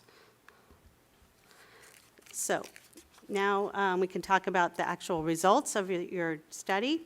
So as we did for the RDA occupational analysis, we include a lot of demographic questions in the survey to provide extra information to the board. And we also included additional practice-related questions, and that data is provided in Appendix E of your report. And I'm not going to report on all that, but I know that will probably be of interest to the council if there's any. That's to look at changes and trends. Did the licensees think that certain practices are becoming more frequent, or certain things are becoming less frequent and going away, just to get their take on that. But also remember that your numbers are small, so that's just a snapshot of what this small sample is saying. So I just want to caution you that, remember, the numbers are small. So the purpose of demographics from a test, from an occupational analysis point of view, is describe the respondents in terms of experience, training, education, work setting, geographic location, provide a context for interpreting the results, just to show that we had a representative sample. We didn't get all the people to answer from Southern California. We didn't get all the people who work in one setting. We got a representative sample. So some of the data, here's the years licensed. So we had from 0 to 5 years, we had 26%. From 6 to 10 years licensed, we had 24%. And I've rounded these percentages for you. In the report, they have a decimal point, but I find that distracting for a presentation. So I rounded those if you're looking at the report.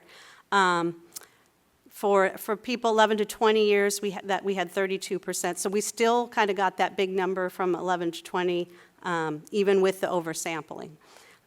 More than 20 years licensed was 17%. So the question was when they were licensed as an RDEF.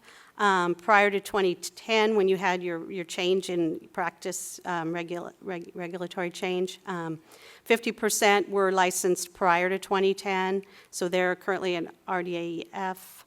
Prior to 10, currently an RDAEF2, we had 22%. Those licensed after 2010, currently RDAEF2 was 21%. Source of work experience to become an RDAEF.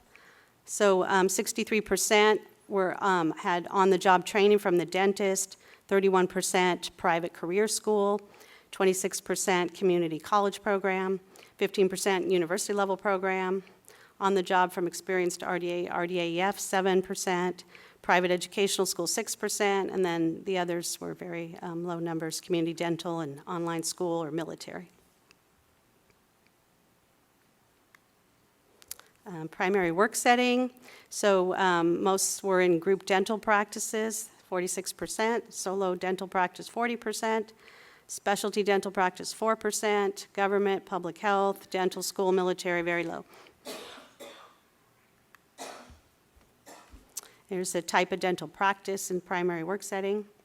Again, we have a overwhelmingly general dentistry, and the others fall out very tiny numbers. This shows percentage of time spent on principal work tasks in an average week. And I know the numbers are small, so I'll tell you.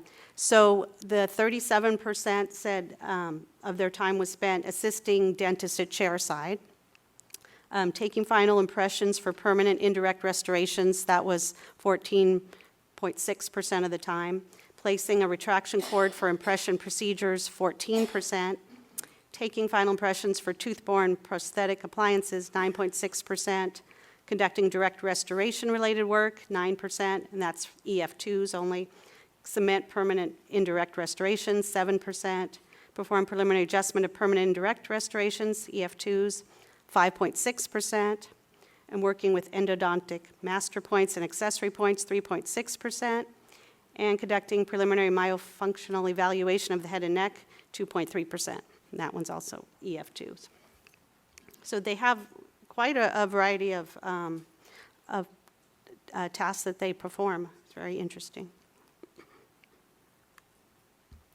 And to make sure, as I said, that we cover the entire state, we ask them where they're licensed, where they practice, and we usually get the biggest county, of course, is Los Angeles and the Bay Area. So we've got equal numbers, Los Angeles and the Bay Area, and I've sort of lumped these together so don't have so many. We do it by county, but we lumped them into bigger blocks so it's easier. So we have San Joaquin Valley, Sacramento Valley, 11 and 13%, San Diego and vicinity 6%, Shasta Cascade less than 1, Riverside 5, Sierra Mountain 7, North Coast 2, and South Central Coast 4. And what we'd like to see is just a nice distribution across the state. So when we sent out this survey, we had the tasks listed for the various things that the RDAEFs do, and we asked them how often are these tasks performed in your current practice. And the scale went from rarely, this task is one of the tasks I perform least often, to very often, this task is one of the tasks I perform most often.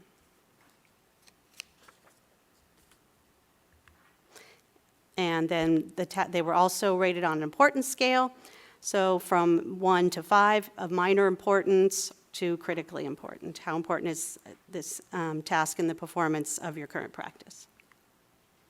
They also had a list of knowledge statements, and they were asked, how important is this knowledge in the performance of your current practice? So for us to identify which of these are critical or more critical, by definition, they're all important when we put them in the survey. We don't put anything in that is not important, but that's what our whole process is, to make sure that everything that goes out is at least somewhat important at the beginning. And then we get the data, and it confirms that, yes, indeed, everything's important, but the question is, some things are more important than others, some things are done more frequent than others. And that's what our critical index is to tell us. So for tasks, we multiply each respondent's frequency rating times their importance rating, and then take the mean value across all respondents. So that's critical task equals mean frequency times importance. And then we use that index to review the data from the tasks, and we ensure that the SMEs can evaluate task criticality in terms of both frequency and importance. So in other words, you might have a task that's very important but performed very infrequently, such as assist in emergency care of a patient. Well, hopefully that doesn't happen very often, but when it does, it's very, very important. So because we have these two rating scales, you make sure that things that are done infrequently but are important get weight on your examination. So the And also for the knowledge, the critical index is simply the knowledge mean importance rating. We don't use frequency for the knowledge statements. So in the workshop, we asked the SMEs to review the data. So we had all the tasks listed with their critical values, and we have the knowledge listed with their importance values, and we have them listed in descending order of how, so the most important things are at the top and the least important things are at the bottom. And we asked the SMEs, are any of these things at the bottom that are rated less important, are they so less important that we should take them off of the exam plan, that they shouldn't even be tested? And if so, we ask them to set a cutoff point, and if that's the case, then any tasks or knowledge that are below that cutoff point, we wouldn't include on the examination. For this particular project, the SMEs determined that all the tasks and knowledge were important enough to retain, so they evaluated the data and retained all task and knowledge statements.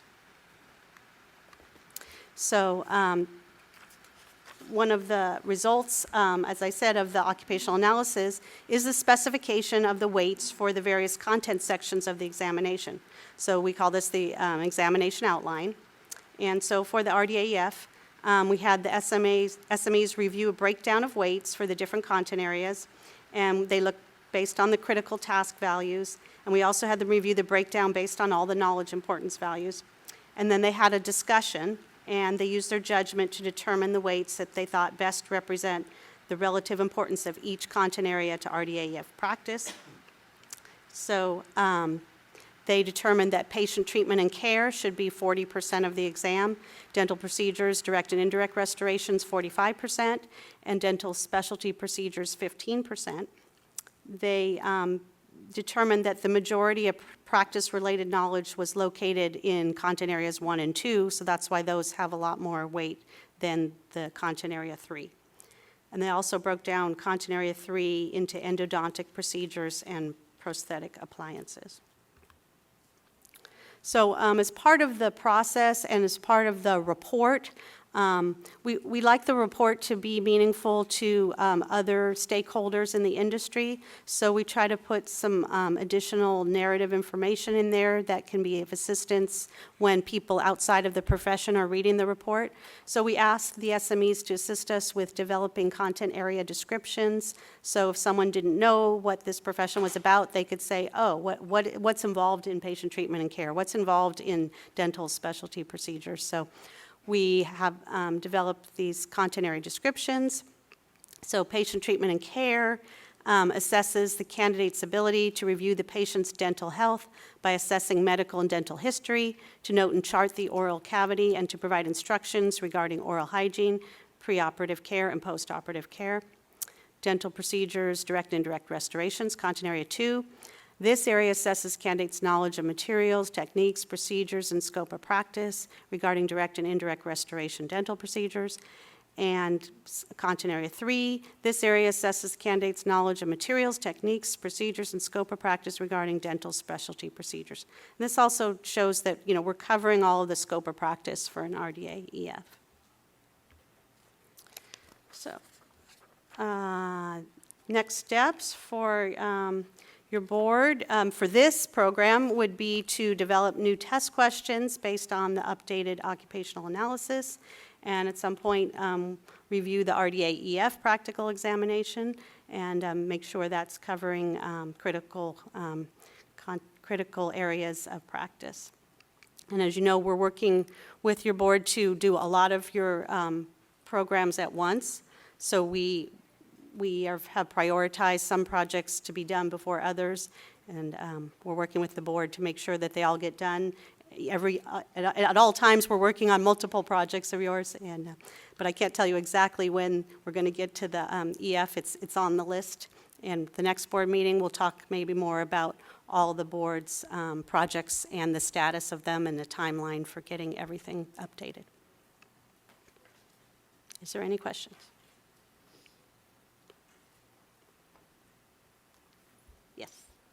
I thought it was interesting that the dominant tasks are mostly performed at the RDA level. There are a few RDA EF1s, and of course, numerically there aren't that many EF2s. But I also thought it was interesting how many of them had received on-the-job training.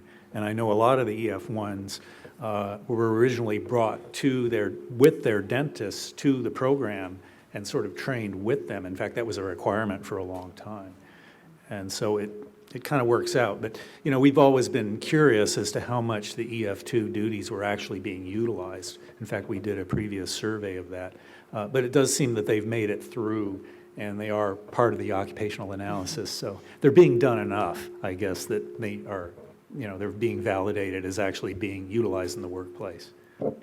Good to hear.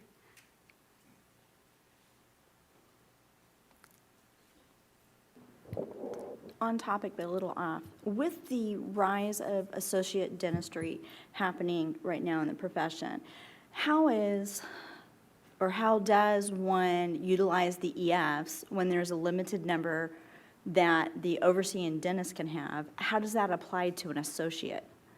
Were we able to, that was a question I posed to you privately, but I was just wondering where we were with that. Were we able to?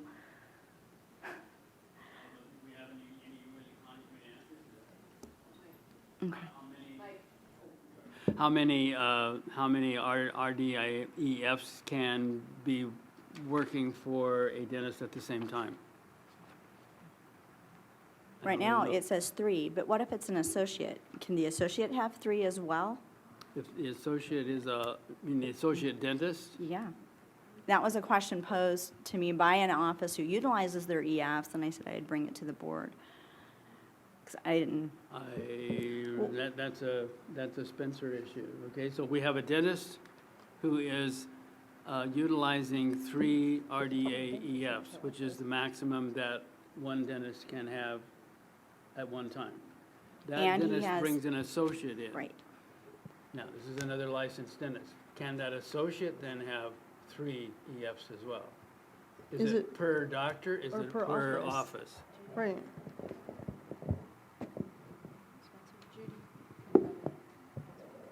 Well, that was I believe it's per dentist, not It per is. office. So, yeah, You are the correct. associate It's could per have dentist. 3, each dentist can have 3. That's right. Yeah, it is per dentist. Thank you. I'll just bring that back to that office. Thank you. Okay. Any other comments or questions in that area? Okay. Is Heidi finished with her report? Okay. Thank you very much for that report. Very comprehensive and gives us a lot of information. Very useful. Thank you. Thank you.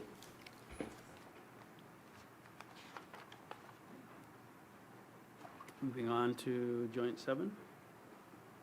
Okay.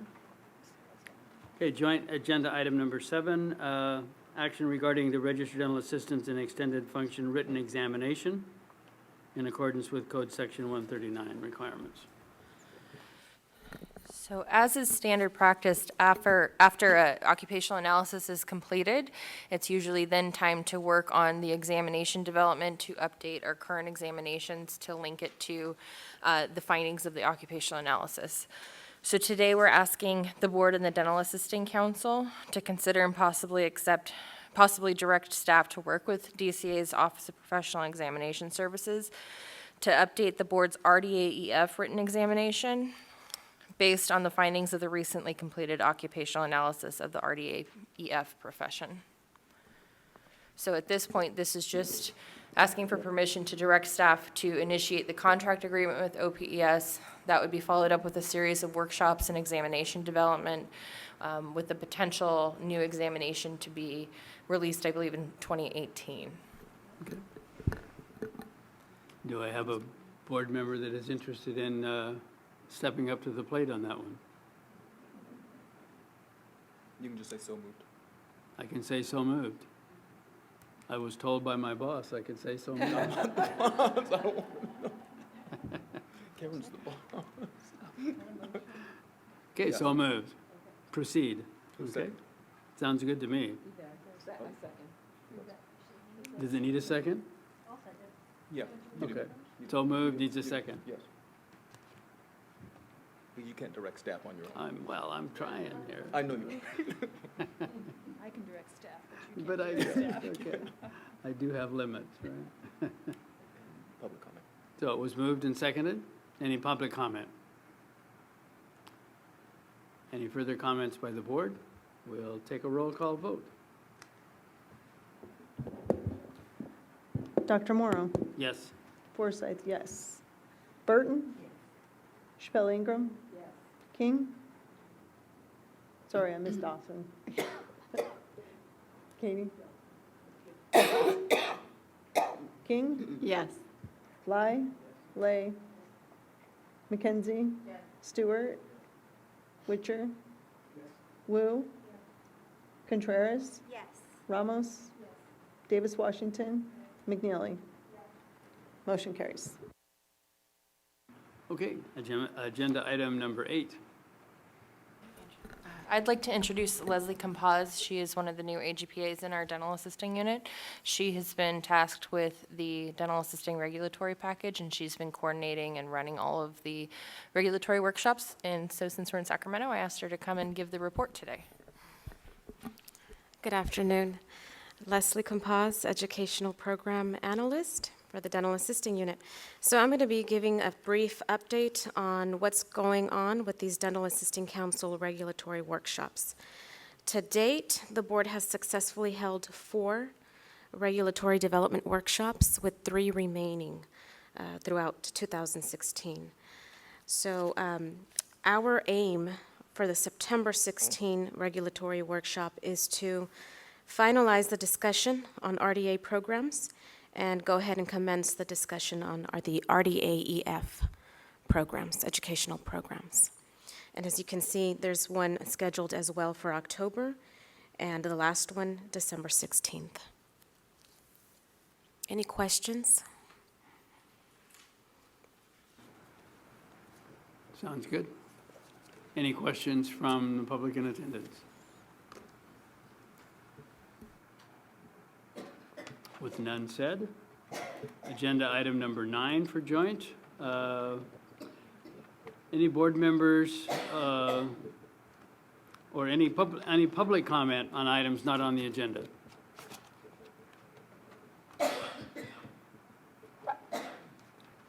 With that not said, joint item number 10 is we will adjourn the joint meeting of the Dental Board and the Dental Assisting Council for today's session. And we are also adjourning the Dental Board, going into recess until tomorrow morning at 9 o'clock for the Dental Board of California meeting. I'm sorry? 5? And which one? Oh, his report was the introduction of Dr. Kumar. Right, that was my report, right. Don't get him started. I have, You can break now, or you can break in a couple of hours. when I get wound up, it takes a while to wind down, you know. So. Okay. Everybody have a good evening, and we are adjourned until tomorrow morning at 9 o'clock. I'm sorry?